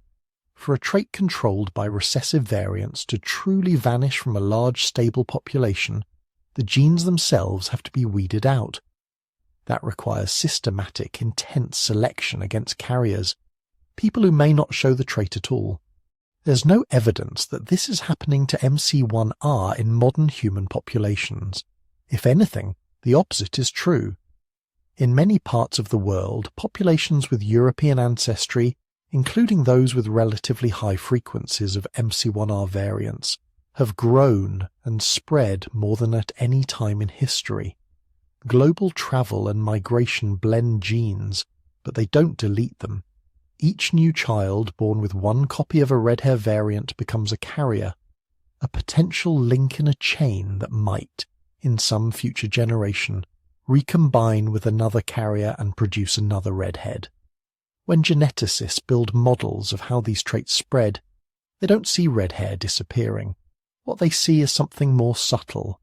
The visible clustering of red hair might become more diffuse over time as people move and intermarry across continents. The pockets of very high frequency, like rural areas of Scotland or Western Ireland, could slowly soften as new genes flow in, but at the same time MC1R variants spread into places where they were once almost unknown. Instead of vanishing, red hair becomes more globally dispersed, less tied to one narrow region, less predictable. A possibility that can show up in a child in Sao Paulo or Sydney or Tokyo with a European grandparent, as easily as in the Scottish Highlands. In other words, the trait isn't dying, it's democratizing. So why do we keep hearing it's going extinct? Some of it is misunderstanding. Some of it is media exaggeration of old, misinterpreted studies. Some of it might be an emotional reaction to seeing traditional local communities change. When you live in a small town that used to be mostly fair-skinned and freckled, and over a few generations you see more variation, it's easy to feel like something ancient is slipping away. But genes don't experience nostalgia. They simply move, recombine, and express when the conditions line up. As long as people carrying MC1R variants keep having children, red hair remains part of humanity's genetic library. While the science quietly undermines the extinction myth, culture has been busy doing something very different with red hair. For much of recorded history, redheads have been singled out, sometimes admired, sometimes feared, sometimes mocked. In different eras, they've been associated with fiery tempers, witchcraft, sensuality, treachery, luck, misfortune, often all at once. A walking canvas onto which societies projected their anxieties and fantasies. But in the last few decades, something new has emerged. Red hair as a conscious identity, a source of pride, community, and playful solidarity. All over the world, festivals have appeared that would have been almost unimaginable to Neolithic farmers or Roman census takers. Whole gatherings of people whose only qualification is that their hair, naturally or by heritage, glows somewhere between copper and flame. In the Netherlands, there's Rudharigendag, Redhead Day, where thousands of redhead people and their families converge for photos, art, music, and a quiet celebration of being statistically unusual in a world of browns and blacks. In Ireland and Scotland, smaller local festivals echo the same idea. Picnic blankets scattered with freckled faces, children running around whose hair seems to catch the sunlight more intensely than the grass around them. These aren't survival strategies. They're something our Ice Age ancestors could never have imagined, being rare and safe, being different and choosing to gather simply to enjoy that difference.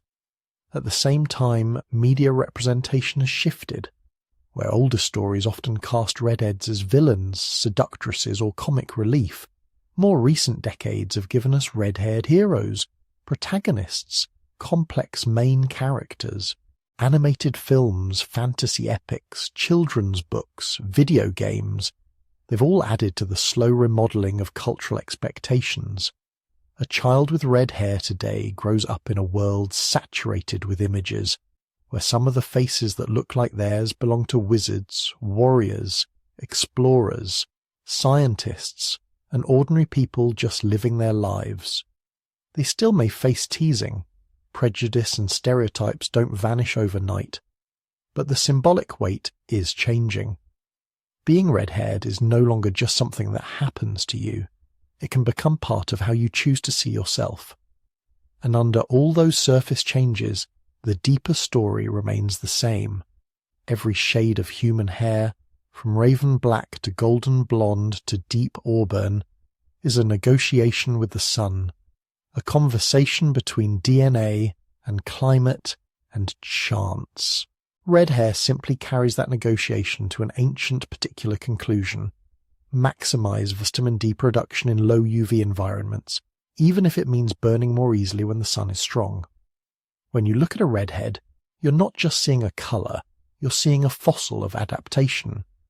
A visible trace of how seriously nature took the difference between southern and northern skies, of how many winters had to be survived, how many cloudy days endured, before those MC1R variants were favoured enough to spread. You're also seeing the aftermath of a much older story, the bottleneck, the Ice Age expansions, the movements of hunter-gatherers across cold grasslands where the sun stayed low for months on end. Because those MC1R variants don't exist in isolation. They ride on chromosomes that pass through Neanderthal-haunted valleys, over glacial moraines, along coasts where Denisovan genes still echo in nearby populations. They're threaded through genomes that all trace back eventually to that small band of survivors in Africa, 900,000 years ago, who endured a climate horror far beyond anything we've yet experienced. Modern red hair is one tiny expression of that survival, one way that the ancient human toolkit for enduring hostile environments has chosen to reveal itself. In a crowded subway, a classroom, a cafe, a single head of red hair can stand out like a spark, easy to notice, easy to remember. But genetically that person is not separate from the rest of us. They're a variant, not an alien. Their MC1R changes sit alongside the same fused chromosome that marks all humans as children of the bottleneck. The same brain-building genes, the same language circuits, the same fundamental blueprint. If anything, red hair reminds us of how much variety can exist within a shared design, how a few changes in a single gene can create something visually dramatic, while leaving our common humanity untouched. So when people worry that red hair is dying out, they're touching something deeper than just pigmentation. They're reacting to the idea that rare traits can vanish, that particular stories of adaptation can end, that the colourful local textures of human variation might be smoothed away into something blander and more uniform. The science, for now, suggests that isn't happening. Red hair isn't going quietly into the dark, it's just moving, mixing, waiting for the right combinations of alleles to line up again, as they have countless times since the first hunter with copper hair walked across a snow-dusted plain. And maybe that's the most magical thing about it. Somewhere tonight, a child with no red-haired parents will be born with hair the colour of drying embers, a surprise, a recessive inheritance resurfacing after generations asleep. Their grandparents will pull out old photographs trying to remember who else in the family looked like this. An aunt, a great-grandmother, a face half forgotten in a sepia portrait. They won't know it, but what they're really seeing is Ice Age Europe blinking awake in the 21st century, a climatic gamble from tens of thousands of years ago, paying out again in a hospital room lit by modern LEDs. That's the legacy red hair carries into the future, not extinction, but persistence, not a dying flame, but a slow wandering fire flaring up here and there wherever the genes find each other again. Every redhead you pass on the street is living proof that the past never entirely lets go, that natural selection's experiments can outlast glaciers, megafauna, and entire human species, that somewhere inside our very ordinary modern lives there are still embers from a world of ice and mammoths and long, dark winters, a world in which a flash of copper hair in the pale northern sun might have meant one thing above all: survival. So now, as we come to the end of this journey, you can trace a single, shimmering thread through everything we've talked about, from tiny bands of humans riding out Ice Age storms, to wandering hunters following herds across frozen plains, to farmers carving fields out of misty Atlantic hills, all the way to you, listening to this, somewhere in the dark. That little thread is made of molecules, of course, of genes, of switches in your DNA that decide how much pigment goes into your hair, how your skin freckle sprays in the sun, how your eyes catch the light. But it's also made of stories, of migrations and meetings, of people crossing mountain passes and narrow seas, carrying their children, their tools, and their secret instructions for building red hair.